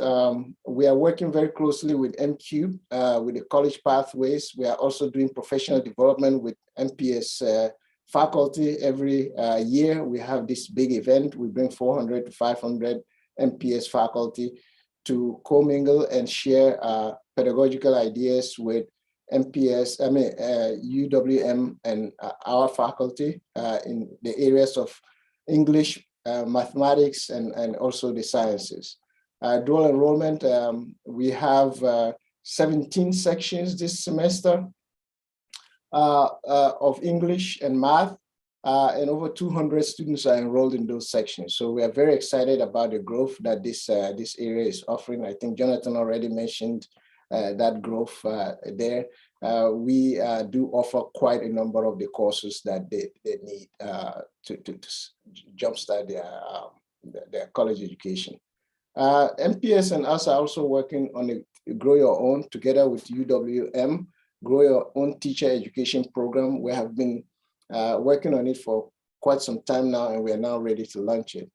The Carnegie Math Pathways is one modality that we have used to contextualize math for the various pathway areas, and that is going very well. This semester we have 14 sections of the Carnegie Math course. There are no prerequisites, but it is doing math. It's not learning math because it's very practical. It's a group centered, and we are getting very good reviews from students as to how they are now approaching mathematics. Next slide, please. So looking ahead, we want to enrollment, retention and successful completion is our buzzword, ERC. We want to increase enrollment. We want to ensure that students are retained in the courses until they finish, and in our program until they finish. And we also ensure that they complete their courses successfully. We are doing that through the increase of our high flex delivery modalities. This semester, we are hearing more and more from faculty and also from students that this delivery modality is the most flexible for students to meet the needs of students who are busy. What it does is it allows students who want to come to class in person to meet with the instructor, and also those who want to attend the class at the day and time when the class is being offered, but at home. And finally, those who want to access the class material as it is recorded after the class has been given, and those will be the online students. So this modality is one that we are going to promote more and make sure that more students are trained and faculty are trained to be able to access this. Increase the number of programs and sites, and ensure diversity, equity, and inclusion and justice in all the activities that we do in the general education pathway. We also have a plan to develop additional pre-majors as we move further. Next slide, please. Thank you so much. We'll take any questions if there are. Otherwise, thank you very much.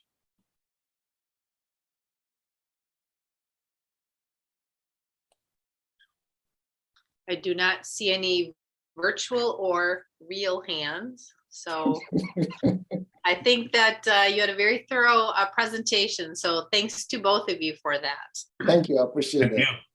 Sure. So next we have our promise update by Christine Mannion. Hi, thank you, Director Olson. Actually, to keep things moving here, I think I'm just going to turn it right over to Sarah Kappert from our Office of Institutional Research to walk us through the updates on our promise programs. Sarah? Thank you, Dr. Mannion. Good evening, everybody. My name is Sarah Kappert. I see the slides are going up. I work in institutional research, and I also serve as the co-chair along with Jonathan Feld of our promise programs. So some quick highlights of our numbers. Wanted to give you guys an update. Total qualified students to date between both programs. Please note, for the purposes of this, qualified means that they applied, met all of the criteria, and then met the registration. So for direct from high school, since the class of 2016 through now, we have had 900 plus or minus, because we have another cohort starting this fall, 900 qualified high school students, 1,200 adult promise students, and our first semester with them was the fall of 2018.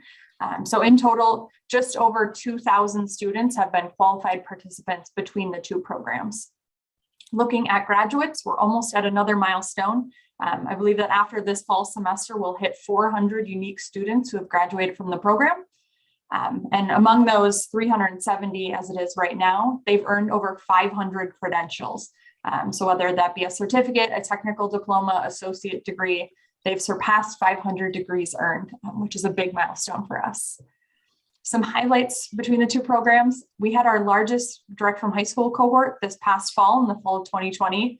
Despite the pandemic, we welcomed 283 new students. I think that's like 150% increase from the fall before. And this current fall cohort, which will be cemented in October, is looking to be the second largest ever at around 200 qualified students, which is showing that there's definitely still that demand despite all that's going on with the pandemic. Looking at some of our success measures, for our adult promise students who traditionally are part-time, there's actually a 17 percentage point difference in their retention versus a comparable part-time MATC student, which is huge. This was during the pandemic, our students actually still had the 17 percentage point difference.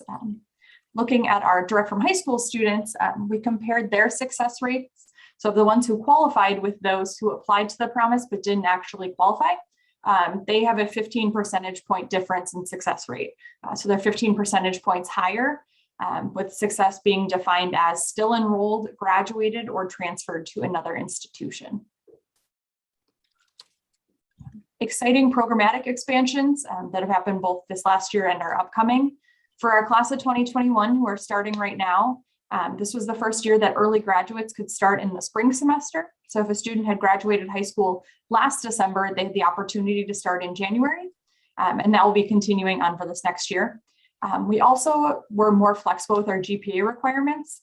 For class of 2021, they were allowed to use either their junior year GPA from high school or their first semester senior. So this allowed for earlier decisions for these students, because allowing them to use their junior year GPA meant that they could apply and know their promise status before they went on winter break in their senior year.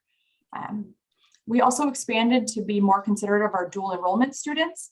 So on our application, it asks a student if they participated in dual enrollment, and if they say yes, that bypasses the 2.0 GPA requirement, as we feel that dual enrollment shows that they're successful in high school. And so opening that pipeline, helping them get into the program. And finally, the last new addition for this past year was the ability for students to indicate that they are either going to participate in a year of service or that they're currently participating in a year of service. Traditionally in the past, if a student wasn't direct from high school, if they weren't coming their first fall after graduating, they would lose their promise eligibility. However, Jonathan and I worked with City Year to bridge the gap. And so a student can indicate that they're participating in or plan to, and it kind of holds their place so that they can either be 1 year out and not get disqualified, or alert us before they start that 1 year out. And that again is continuing for this year. New for our class of 2022, we actually just scheduled an all call regarding this for 2 weeks from tomorrow. We are expanding our direct from high school promise to include students who are graduating from high school in a non-traditional fashion. Historically, it's been that a student had to graduate from a traditional high school or in a traditional high school diploma, but starting in the spring of 2022, students who complete a GED, HSED, or MATC's adult high school can now qualify for our direct from high school promise, which is really exciting. So as I mentioned, we're having a large all call on the 13th, inviting members from CBOs, internal stakeholders, to explain how this impacts the students, what they have to do. But we are very intentional in building it. The students complete the same promise application as any other direct from high school student. And we mirrored as many criteria as we could so that this is a seamless transition for them. And then, as I mentioned previously, continuing all the other expansions that we had started for the class of 2021. And last but certainly not least, just highlighting some of the supports that we provided during COVID. Our direct from high school promise traditionally has a 12 credit minimum each semester, but starting with the class of 2020, we actually allowed them to take a minimum of 6 credits. These students were starting college entirely virtual. We knew that it was going to be a really rigorous semester for them. So since COVID hit and through this semester, they have a minimum of 6 credit requirement each semester versus the usual 12. They can choose to take more, but Vasna, the case manager for our high school students, works with each student individually to figure out which credit load is most appropriate, because really what we care about is them succeeding. We've also expanded our leave of absence procedures. So a student can indicate at any point in time while they're in the promise that they need to take a semester off. Most commonly it's done because they've run out of courses. They're waiting petitioning, there aren't any general education classes left. But due to COVID, we had a lot of students, particularly in our adult promise, who were a little skittish about taking all online courses, or they were afraid about being in person, or they had come down with COVID. So we worked with the case managers and the students to let them know that they can take a semester off. We care about their success and their safety. And so this allows them to just defer for a semester and then come back without losing their spot. Also relating to semesters, Promise has an appeal process where if a student is ever disqualified from the promise, whether it be because they didn't meet the enrollment criteria or their grades might not have been so great in previous semesters, they're allowed to appeal back into the program. Financial aid during the pandemic has changed their appeals process, where if a student was impacted by COVID, it's approved. And so Promise tried to mirror that as closely as we could, where if a student expressed that either their work situation was a little crazy because of COVID, or they took care of a family member, or they had COVID, it's an almost automatic approval to rejoin. We don't want our appeals process to be another barrier during what has already been a really challenging time. Also during COVID, MATC storm sessions were primarily online, and we joined when some students get broken out to their pathway to meet their new pathway team. Promise and Restart students meet us, and we walk them through the criteria and explain all of the frequently asked questions and important points that we would have traditionally done in our face-to-face orientations, which is great because they get to meet us right on the onset and they see who their team is and know who they'll be working with for the next couple of years.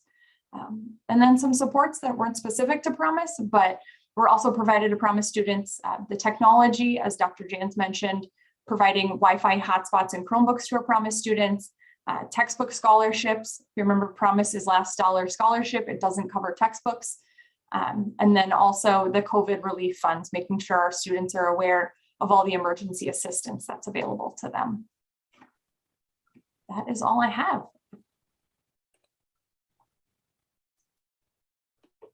Thank you. Director Baker. Yeah, I just have to say this is a very innovative program, and it's, it's something that came from MATC, and it's great to see it producing. And so just kudos to the administration and the staff who are making it work. Thank you so much. Yes, I would concur with that. As it continues to build and has linkages and makes those connections, it's very important. So Sarah, thank you for your report. Thank you so much. Have a great night. Yes, you too. Next up is our annual foundation report by Laura Bray. Hi there. You actually received a video of both this and marketing, which is under advancement. And I think what I'll just offer thematically is a couple of very brief things, and then offer any questions you might have after watching that. I think what you're hearing is that with marketing and advancement, we're trying to do two things.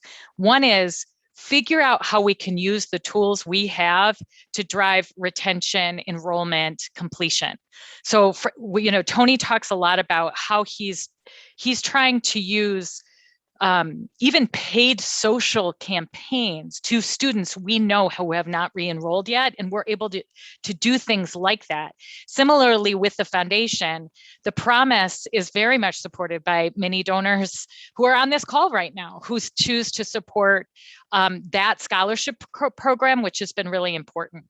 So one theme is enrollment retention. The other theme is really raising the profile of the college. And so we hear again and again that everybody knows of MATC. I think our star is rising in the community, but the depth and breadth of the understanding of what we do every day is something we feel like is really important to educate employers, civic leaders, and others. And so in the video, we gave you very specific strategies we're trying to do in order to really just have people become not just brand aware, who are we, but really brand allies, brand supporters, and really ambassadors for our students and for the school. So if anybody has specific questions on either one, Tony and I are here to answer. Yeah, and Laura, I would have to just say that I appreciate getting that information in advance and the videos and that to help process, because it is honestly a lot of information at once as we continually switch gears tonight. So I appreciate getting that and spending the time and your description, the marriage, if you will, between advancement and marketing, and yet how those, so I think it's good to hear those strategies the way that they are. So I appreciate that. Are there any other directors that have any comments or questions related to either Laura or Tony's information that was shared with us?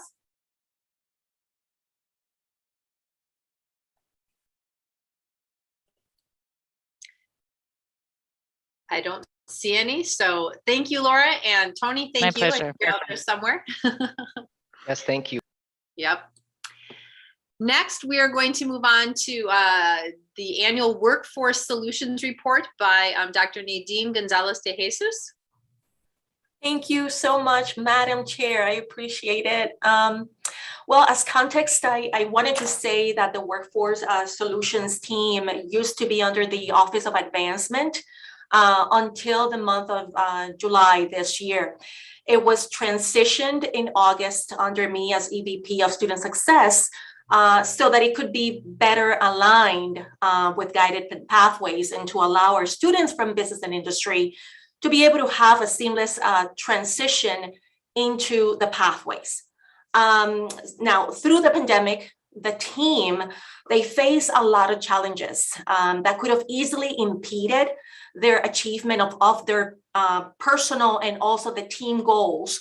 Some of those goals included the development of customized workshops and training, and a lot of upskilling to meet the specific needs of employers and businesses in our county.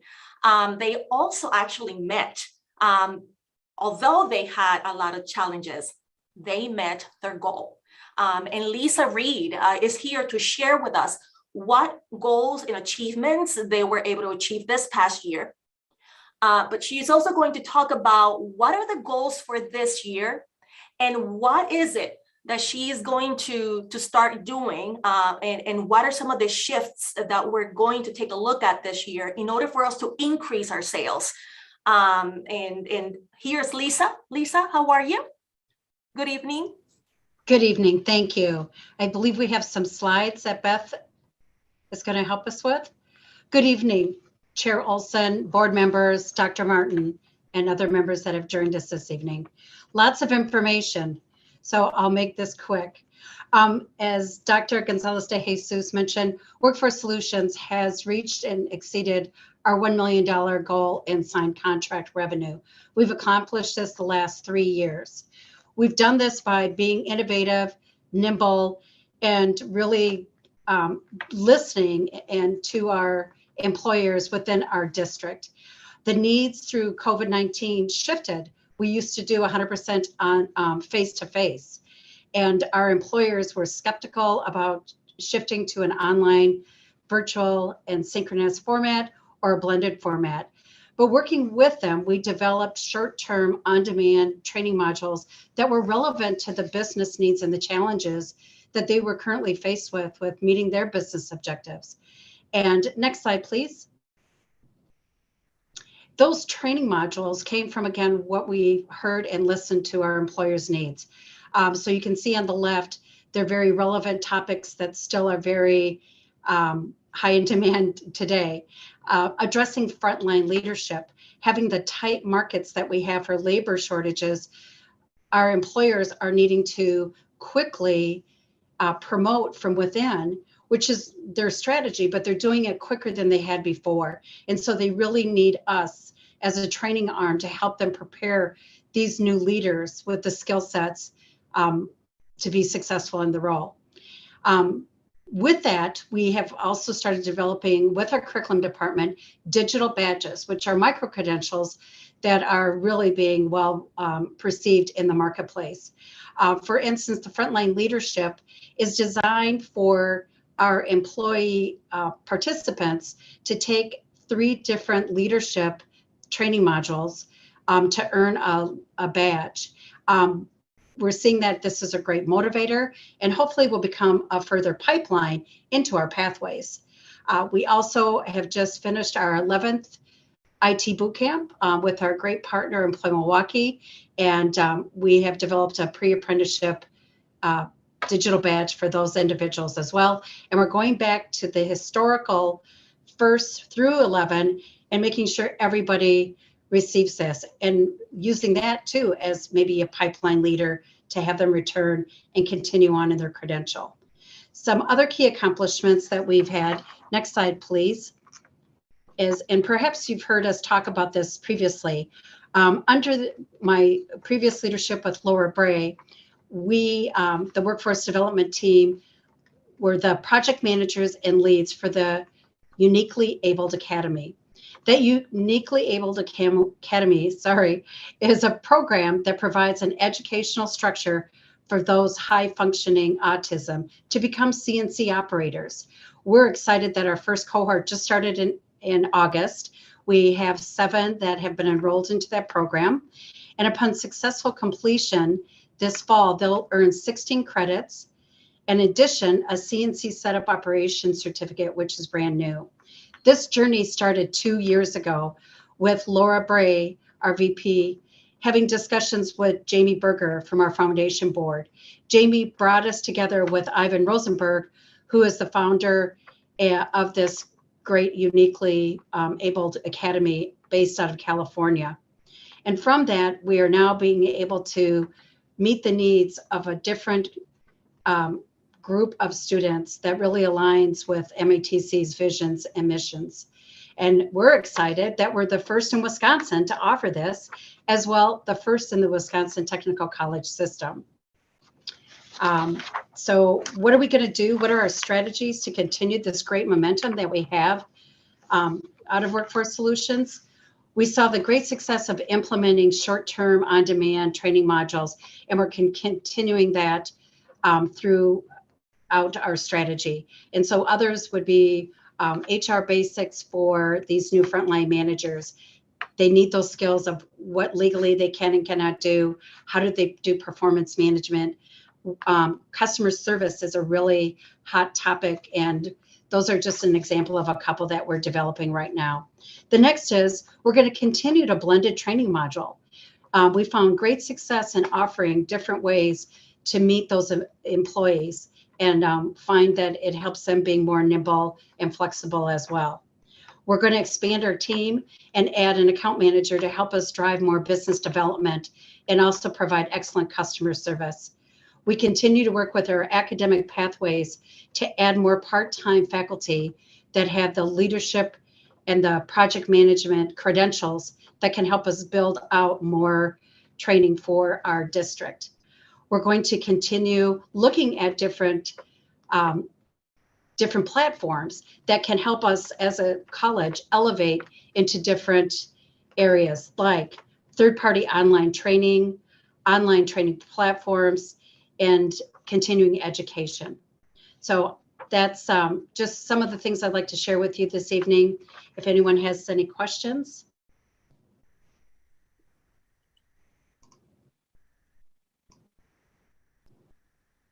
Okay, thank you very much for this time. Oh, nope. Do you have a question? Just a really quick one. How do you recruit? How do you expand or recruit for the uniquely abled student program? I'm just like fascinating. And how do you identify and recruit for it? Yeah, that's a great question. And I was expecting somebody to ask me, so I'm ready to answer it. But throughout this journey that we just went through, the project management, we had 3 different partnership events. We brought in community-based organizations, high school, transition teams, and coordinators, and different partners like Center of Independence, Islands of Brilliance, DVR, and our Autism Society, and our great partner, Employ Milwaukee. And through those different employer events, we got feedback, we got great ideas that they suggested.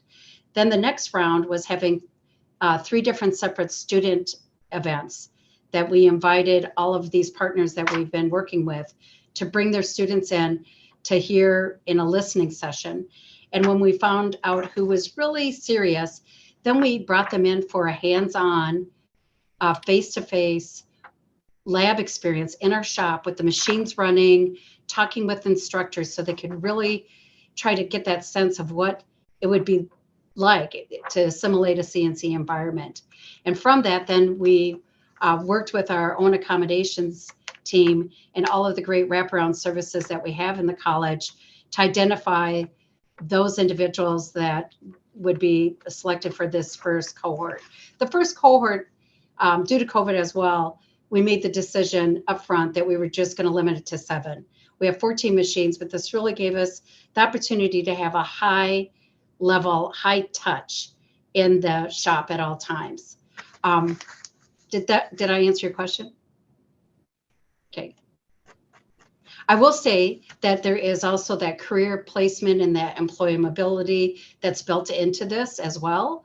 And so as our first cohort kind of winds down the beginning of January, they're going to be transitioning to our career hub, and they will be sponsoring specific employer events, job fairs with these students to, with a focus on getting them employed, getting them a job, getting them some experience.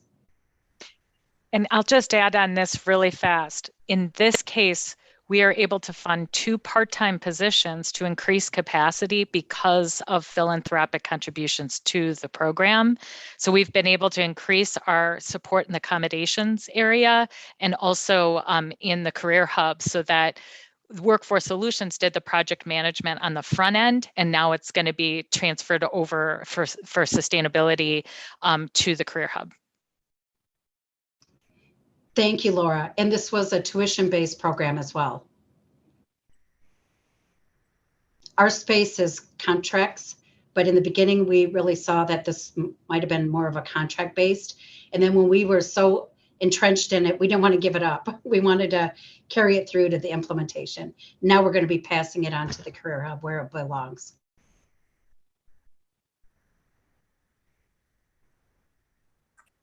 That's it. All right. Thank you very much. You bet. Thank you, Lisa and Laura. Thank you, board. Thank you. Thank you. I believe that we are on to item F, which is the health and safety update and COVID risk mitigation strategies. And Janice, I see us popped on the screen to have that report. Yeah, thank you, Chair Olson. And I know everybody's probably getting a little tired, but we do have this important topic to cover tonight as well. With me this evening is Chris Staccato, our Assistant General Counsel, as well as Dr. Josie Beal, who is our Public Health Officer here at the college. And they're going to be presenting some slides on where we're going, where we've been for the last 18 months, and where we're going into the future here with the pandemic. So I'm going to turn it over to Chris and Dr. Beal. So good evening, Chair Olson and members of the board. We'll first begin with our current efforts or our ongoing efforts around mitigation of COVID on campus. So we continue to have our cleaning protocols, which are activated anytime an employee or a student reports a positive case on campus during the last 10 days. So we remain having that protocol in place. Our contact investigations work with any student or employee who has tested positive, is having symptoms of COVID, or has had an exposure to someone who tested positive for COVID. And we use the CDC and the health department guidelines to guide practices around return to campus, testing, and next steps for those individuals. We did reinstate our college-wide mask requirement. So we had a mask-friendly campus, and due to Delta and the rise in cases in the community, we followed the recommendations, again, of the CDC and our local health department and restated our mask requirement. With that, we had our entry points. We brought back campus ambassadors to support the efforts regarding providing individuals visiting our campus a mask in the event that they did not have that when they came to visit our campus. We now actually, again, thanks to our Director of Operations, we have mask dispensers that are also out and available for any of our guests or our students who are returning on campus and they come and they don't have that mask in place. So we did reinstate that across our campuses. We continue to have weekly PCR testing on campus that's located at the downtown campus. We did, in a prior semester, attempt to have it at 2 campuses, but due to low registrations and low walk-ins at our other campus, we really focus our efforts on 1 campus this semester. So that resumed 2 weeks ago on September 13th or 14th. It is a free service open to our students and our employees. Turnaround time for the PCR test results are approximately 48 hours. We have our vaccine clinics, which are on campus. We had our vaccine clinic on campus today. We also were able to administer some booster vaccinations today, as well as our seasonal influenza, shingles vaccine, and things of those nature. We continue to have a good response to our students and our staff coming in to get vaccinated. We are fortunate because our last 2 clinics, we've been able to offer Pfizer as well as Johnson & Johnson. So Johnson & Johnson has been very limited. So we're fortunate in that regard. We also have partnered with our health department to be able to offer evening clinics, but also clinics that reach some of our populations, such as our Latino populations located on the South Side. So Director Art Martinez was very helpful in getting that clinic up and running. We started our semester with a town hall. So we were fortunate to have Dr. Jasmine Zapata, who is our state Chief Medical Officer and epidemiologist. She presented along with Director Rosh to give an update on where we are locally, and also to give an update on youth and our children as they return back to school, as well as we had a Marquette researcher, Dr. Jennifer Ohlendorf, present on maternal health issues. So women of our childbearing ages to try and educate on COVID, the vaccines, and where we're at. We do have a college dashboard that is public display. Our marketing department supported these efforts. So our on-campus individuals, as well as the public, is able to see our weekly COVID cases, as well as our monthly totals. We're able to distinguish our cases by employee or our student groups, as well as by campus. So during the months of June, July, and August, we did have very low reported cases on campus. During the month of September, we have started to see an increase in our cases on campus. Our last reporting was 22 cases across all of our campus locations. So we went from bare minimal cases, 1 to 2 in a 7-day period, to starting to see an increase in cases. As a result, the Health and Safety Committee meets each week on Fridays, and we take a look at the county key indicators. The county indicators are going to include COVID cases in the community, testing, care, and vaccination. So we do look at those data points. They're updated once a week. They have not had a change in the last 2 weeks, and that cases, testing, and care were in yellow and vaccines were in red. So we look at those indicators, but we also look at our MATC indicators to see how we're doing as well. So for our cases, again, 21 cases over a 7-day period will put us in a yellow zone. We use a red, yellow, green indicator, and that red is a huge caution, or we need to look at what are our recommendations to be advanced to President's Cabinet. Green is a steady state, we're doing okay, and yellow is continues to need monitoring. So cases over the last 7 days, we've had 21 cases. Our contact tracing remains in the green. Our PPE equipment is in the yellow. And only because, again, we're using more masks, because with us not having a mask requirement in the city, individuals do come on campus and they don't have, the needed PPE equipment. Our cleaning is in the green, and then stakeholders looked at compliance. So where are we at with individuals following the guidelines that we have on campus for safety? So in that area, we're in the green. Next slide, please. So as a college, we knew that Delta would cause us to need to pivot a little bit differently in order to ensure everyone's health and safety on campus. So when we looked at our college goal, working with our President's Cabinet, our deans, and our key stakeholders, we really wanted to be able to mirror the community herd immunity goal that is very common, and that would be for us to attempt to achieve an 80% vaccination rate among our current students and also among our employees. So that's full-time and part-time employees. In order to, we can go to the next slide. In order to know what our rate was, we first had to assess where we're at with vaccination. So although we've promoted vaccination for over really the last year, we now need to measure actually where we're at. So the way that we're measuring our vaccination rate, and we started this on yesterday, was utilizing a program called Viewpoint. And for our employees, we want all employees to submit their vaccination status. It will be submitted through Viewpoint, which is the tool that we're using. It's a confidential HIPAA secure platform. Within that platform, employees upload a disclosure statement, and it has several options. It allows them to disclose they will not be vaccinated, they are vaccinated, they've received 1 dose of a vaccination, as well as they are going to submit religious or medical accommodations. So it gives employees and students multiple options to select for where they're at this date and time. We've asked our employees to please have the disclosure statements submitted by October 15th. If they were going to submit accommodations, they would upload that information at the same time. If they were vaccinated, they would do their disclosure statement and upload their proof of vaccination at the same time as well.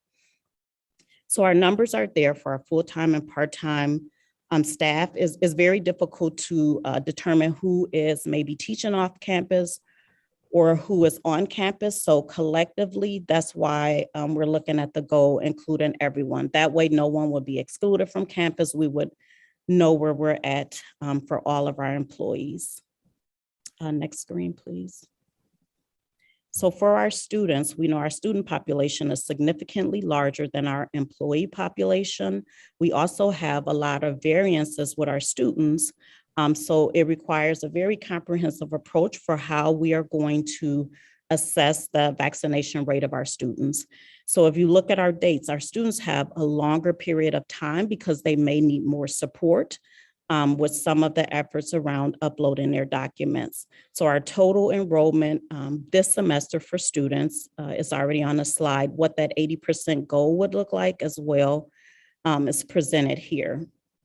We did include full-time and part-time students, students who are already vaccinated. So we have a lot of students who are in programs where they were vaccinated at the early onset. So they were vaccinated in March.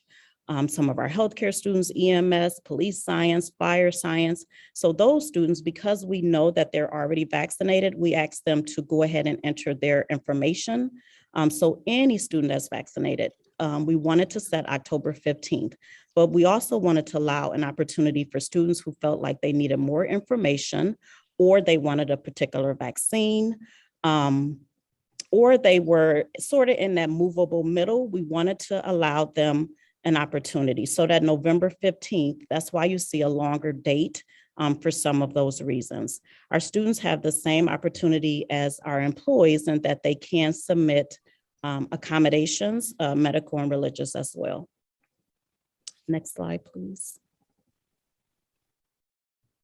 So we're in phase 1. For our students, we do want to offer our students an incentive. So our incentive that we have in place for our students right now is that if they complete that disclosure and submit their proof of vaccination, they're then eligible for an incentive of $100 in campus cash. They can use the campus cash at multiple locations throughout our campuses. So that is our incentives that we have in place for our students at this time. Next slide. So this slide just lists our approved vaccines that would be accepted as well. I talked a little bit about proof of vaccination. So they would upload a form for their vaccination. They could show us the Wisconsin Immunization Registry. They could use that, or they could use their vaccine card. So we wanted to make it a simple process for proof of vaccination. Next slide. So phase 2, so our first phase is really to assess our vaccination rate to get a better understanding of where we're at so that guides our next steps around mitigation. So when we look at our 80% goal, if we achieve that goal, we still want to be able to have that level of mitigation that anyone who would be unvaccinated, we would then request that they submit to regular COVID testing. So that again, sort of looks at how do we provide the safest opportunity to continue to offer operations on campus for our students and for our employees. As a college, if we're not able to achieve our 80% among our employee group, we then may need to look at a vaccine mandate. So that is currently not in place. But again, as we look at next steps, we want to be prepared and start to think ahead for what that would mean. Again, we would always be understanding that accommodations would be in place and that we would need to abide by the legal ramifications of accommodations. So again, a vaccine mandate would mean individuals who have accommodations would not be mandated to receive a vaccine, but we would request that they do complete COVID testing. So HR and our director of HR, Ms. L. Bonds, has helped us put together what are the next steps for employees who do not complete the required documentation of vaccination status by October 15th. That is in place at this time. So that's being finalized. It's out to, for review with our external legal counsel.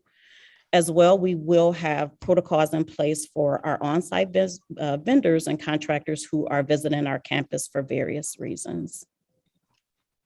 Next slide. So phase two, again, our students is a much larger population and they have a lot more needs as it relates to capturing the data. So when we look at our information for our students and we look at what may be the next steps, currently, again, our students this is a voluntary procedure. It is not required for students, but we highly encourage our students to complete it as a way for us to be able to capture a point in time where they're at, but also to better know next steps. So it's voluntary for our students. We have the incentive in place as well for our students. As well, we really advertise for the state incentive that was the reward that was in place. We advertise for that with our students as well. So our next steps when we look at our students is to disaggregate some of that vaccine data, either by campus or virtual courses, so we can separate what that really looks like, as well as pathway and programs. Again, we do know that some of our programs are going to have higher rates of vaccination. So in programs that may have lower rates, is it because students didn't complete the information? Is it because our students need more information? That's really what we would need to know in order to really develop a targeted incentive and marketing strategy for those students and for those programs. We would also look at possible implementation of COVID testing, maybe surveillance testing. So that's not that testing that's every single week, but offering that option as well for our students. So again, that is not something that has been determined. We really want to look at the data in order to drive our next steps. We will review our historical trends of COVID cases because we have tracked cases since we first started with our COVID operations to better understand our high exposure programs and where do we see repeat COVID cases or high exposure cases. We do have currently in place right now, if there's 2 or more cases in a 10-day or a 2-week period, those classes go online for 1 week. So we have that in place. But where we continue to see high exposure, we will want to really do some targeted efforts around those groups to support them. So again, consider vaccine mandate. That is not on the top, but it's within our pool of strategies to use. So we have a lot of other options that we would like to use with students that, before we would go to that step. But understanding we want to have the best strategies in place to continue to have operations for our students and to ensure that they're continuing in their programs on campus. Next slide, please. And Chris will talk more about our legal considerations. So we just want, good afternoon, good evening, I guess now, Chris Staccato, the Assistant General Counsel. We just want the board to be aware that the Office of General Counsel continues to monitor what feels like an ever-changing legal landscape around COVID-19 and vaccine mandates and the legal ramifications of possible mandates for both employees and if we get to that point for students. Below are a list of legal issues that we have considered in our decision-making process around COVID-19 disclosure mandates and a possible vaccine mandate. We have conferred with outside counsel on these matters. We're as confident, I think, as we can be at this point in time that our phased plan for both employees and students is both actionable and poses the least legal risk as possible, while certainly taking what we think are appropriate measures to keep our campus community safe and healthy.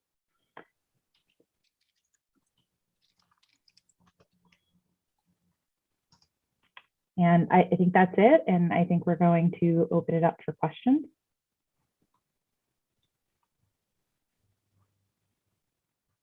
I have a question. Yes, Director Foley. I'm just wondering why we're setting a goal of 80% instead of 90% or 100% or a mandate. Sure. So the reason we set the 80% goal of 80% individuals vaccinated on campus is because that's what closely aligns with herd immunity in our community as well as nationally.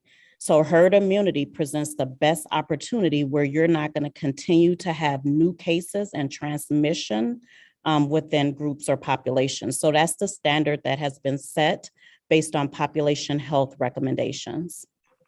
Okay, but that's the minimum necessary to achieve herd immunity. Have we rejected the idea of requiring vaccinations of everyone? And if so, why?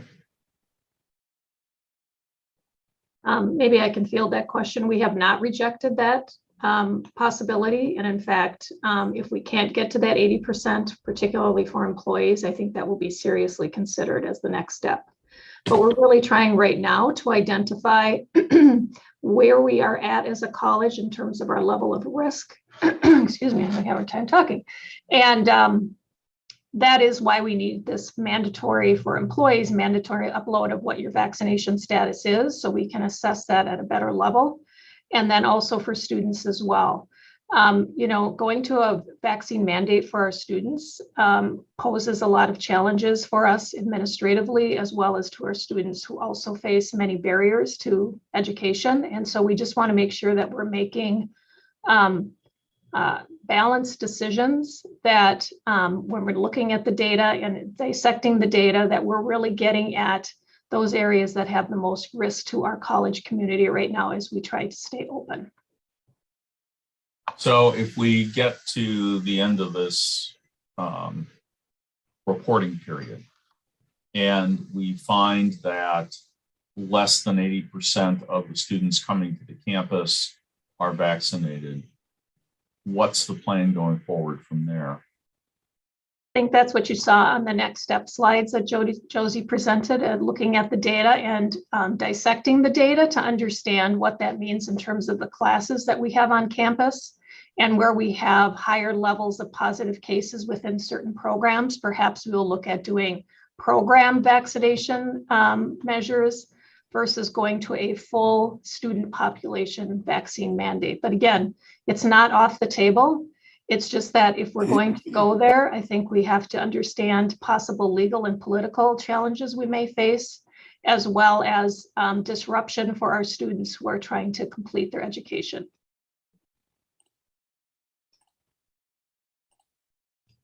I think Director Baker, unless there's more questions, Director Foley, I see Director Baker's hand up as well, and then Director Case. Thank you, and thank you, Dr. Veal, is it? Thank you for a very informative presentation. So I have a couple of questions. One, I appreciate Dr. Foley, Director Foley's, long night, Director Foley's question. I'm of the same mind. Like, I understand the 80% herd immunity. I think that's what we talk about as a country, as a city, as a county, as a state. Within an institution, I'm a little fearful of that being low, because the herd doesn't stay within the walls of our college. We all mingle out with the rest of the population. And as we know, Milwaukee County's vaccination rate is not there. To me, the higher the goal is, particularly amongst our employees, the more we're providing a safe and healthy environment, given that we may not reach that with our students. A much larger population, and a lot of our students come from zip codes that are much less vaccinated. So I think I want to sort of underscore what Director Foley said, that I find the 80% number, though I understand the rationale for it and I appreciate that and the science behind that. I don't think it's adequate for us given the situation. I really think we have to aim higher. That's one. Two, thank you so much for providing that link in your presentation on the dashboard. I've been wondering how we as a board can help stay on top of the situation at the college, and I'd very much appreciate it if Beth or someone could send that link out to all of us as board members so that we have access to that information. I'd feel more responsible. Can you tell us what our threshold is for, you mentioned we had 1 or 2 people in a classroom. Do we have thresholds where we close a class, where we close a program, where we close a campus? What are those thresholds, and how do we actually monitor that if we're not doing we're doing voluntary testing, not regular testing? And I think those were my questions. Thank you.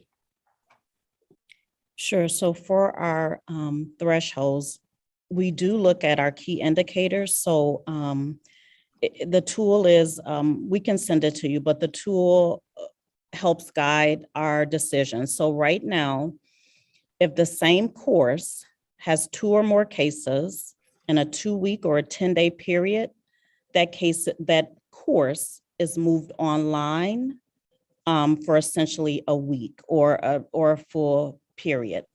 Again, that allows for students, number one, to really monitor for symptoms. It allows we encourage those students to test, even though they may not be close contacts of the individual who tested positive.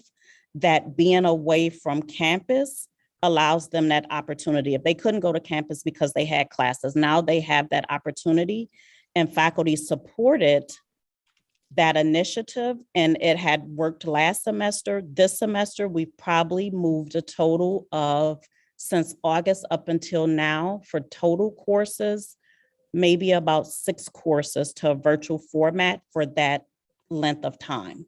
So it's not virtual the entire semester, it's for a set period of time. Again, when we start to see the same, you tend to see it in programs, not courses.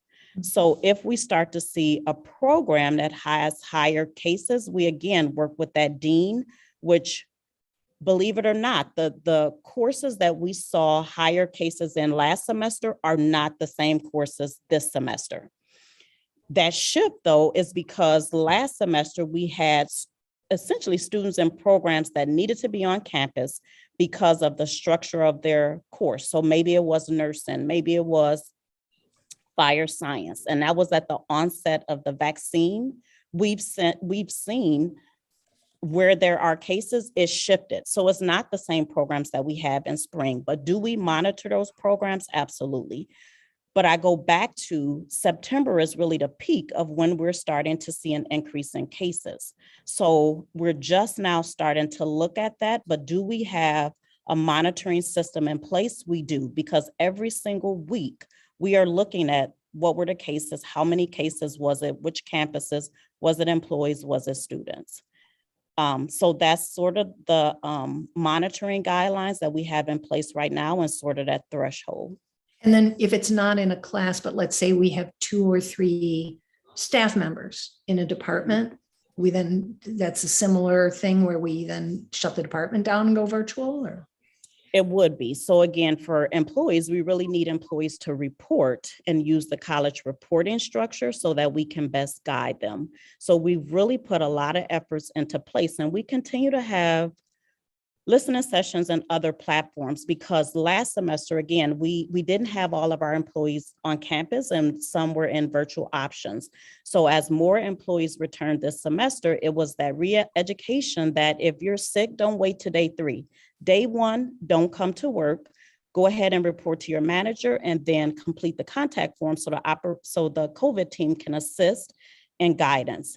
But really, closure of a department is not solely the responsibility of the COVID team. We work with those the department manager, the VP of those areas, the VP of that campus, the deans, to really look at, this is department, this is the situation, now what are our next steps? So we offer recommendations based on what is going on or what we have reported, but ultimately that decision to close and the length of closure is really the lead management making those decisions. And does anyone want to comment on, again, I understand the rationale that was used for the 80%. I'd like to sort of challenge where we are on that I think we have to provide greater protection. I mean, everyone here knows how serious this is, and the potential in a, classroom settings, we're bringing a lot of people together in one place. And if we are, aware that we don't get the data from our students, we also know that, we're creating an environment for our employees to be at work that we want to be safe, and we want them to be safe transmitters of education and not disease to students. So anybody want to comment on raising the bar?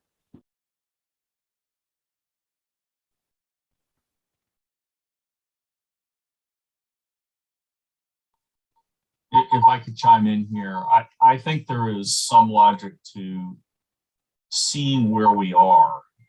And hopefully it will be better than 80%, but I'm very concerned that this isn't enough.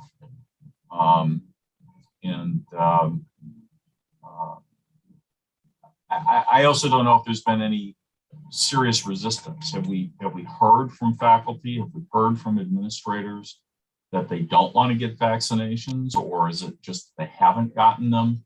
I mean, what do we know about those who are not vaccinated? I see Dr. Martin has her hand up, and so I'm going to, I think she's best. So I'm going to call on her right now. So Director Case, I see your hand, but I want to let Dr. Martin respond to a few of the questions. So. Great. Well, I'd like to let Josie respond to the last question, but to the earlier question, I think we'll see where we're at and definitely take this under advisement and get some more, some data, some additional data in terms of preventing spread and all of that. We'll get some more science on that. But for right now, I think, Josie, if you could answer Director Foley's question, that would be great. Oh, sure, absolutely. So MATC is not unique to any other business or any other institution of higher education, and that a lot with social media and myths and mystical beliefs and just true religious and a distrust of the vaccine, a distrust of the government and how quickly the vaccines were generated.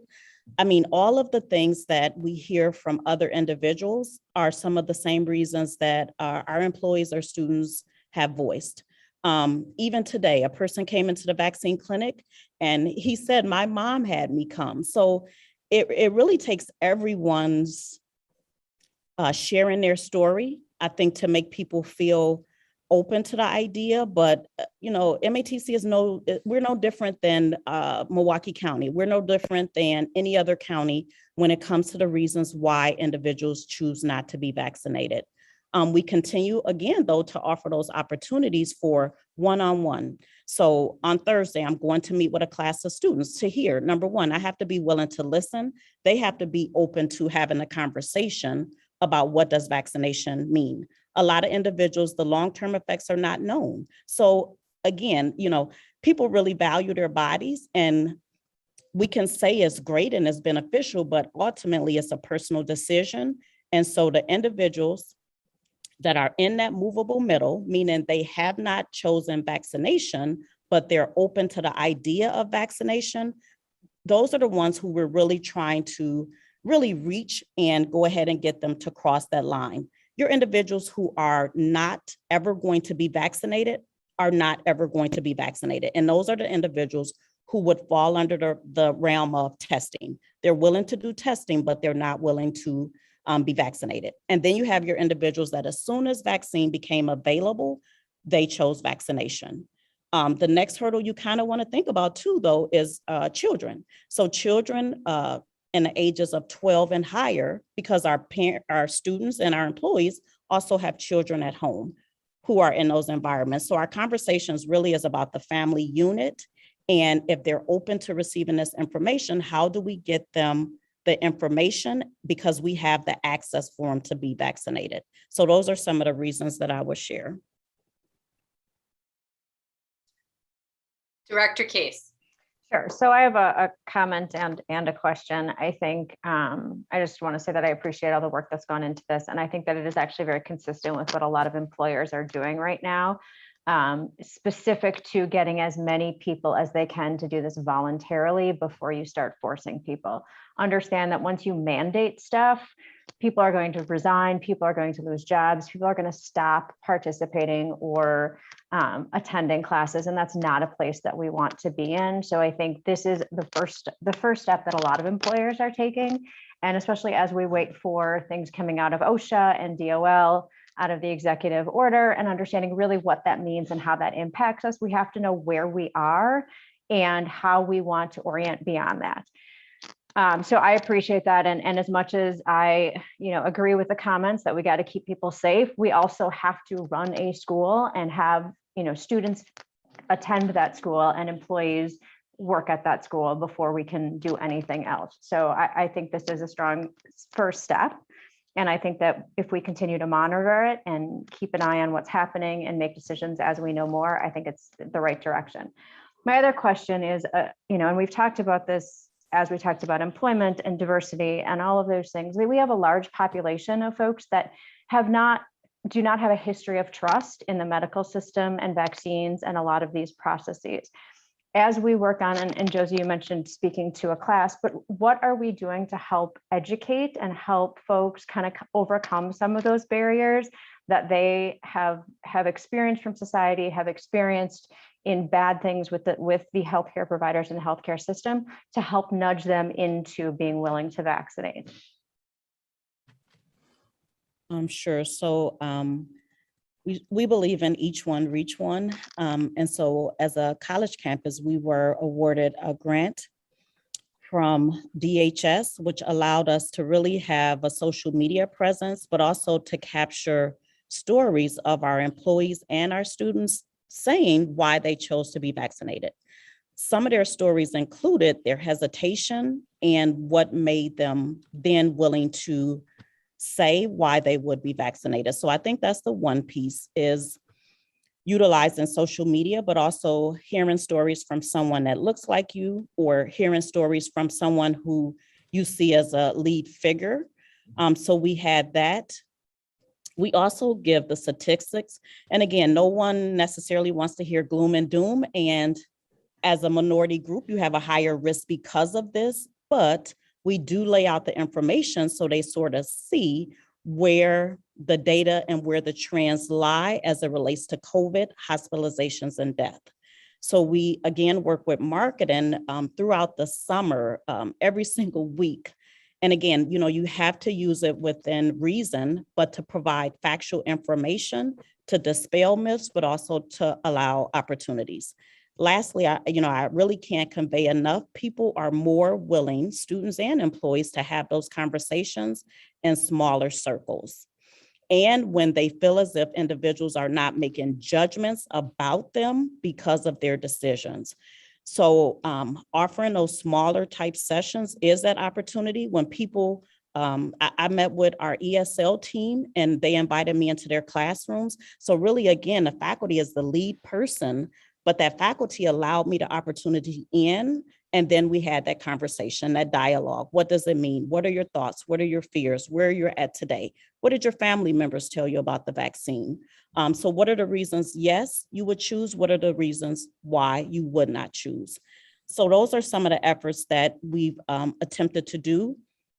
We really want to be able to engage our students as student ambassadors, but our students, we've not technically been able to kick that program off. We did kick it off by having student ambassadors share their stories, but our students seem to be very busy and they're doing a lot with their classes, but that too would be our next step, really working with our student experience team to see if our students can network more with their peers and promote the idea or at least the concept to consider vaccination.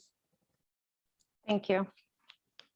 I think this is a hot topic, and if we can add it to the next board meeting for a follow-up and an update on where we are, I think we'll be past the due dates for most of the disclosures, if I'm not mistaken. So that would be great.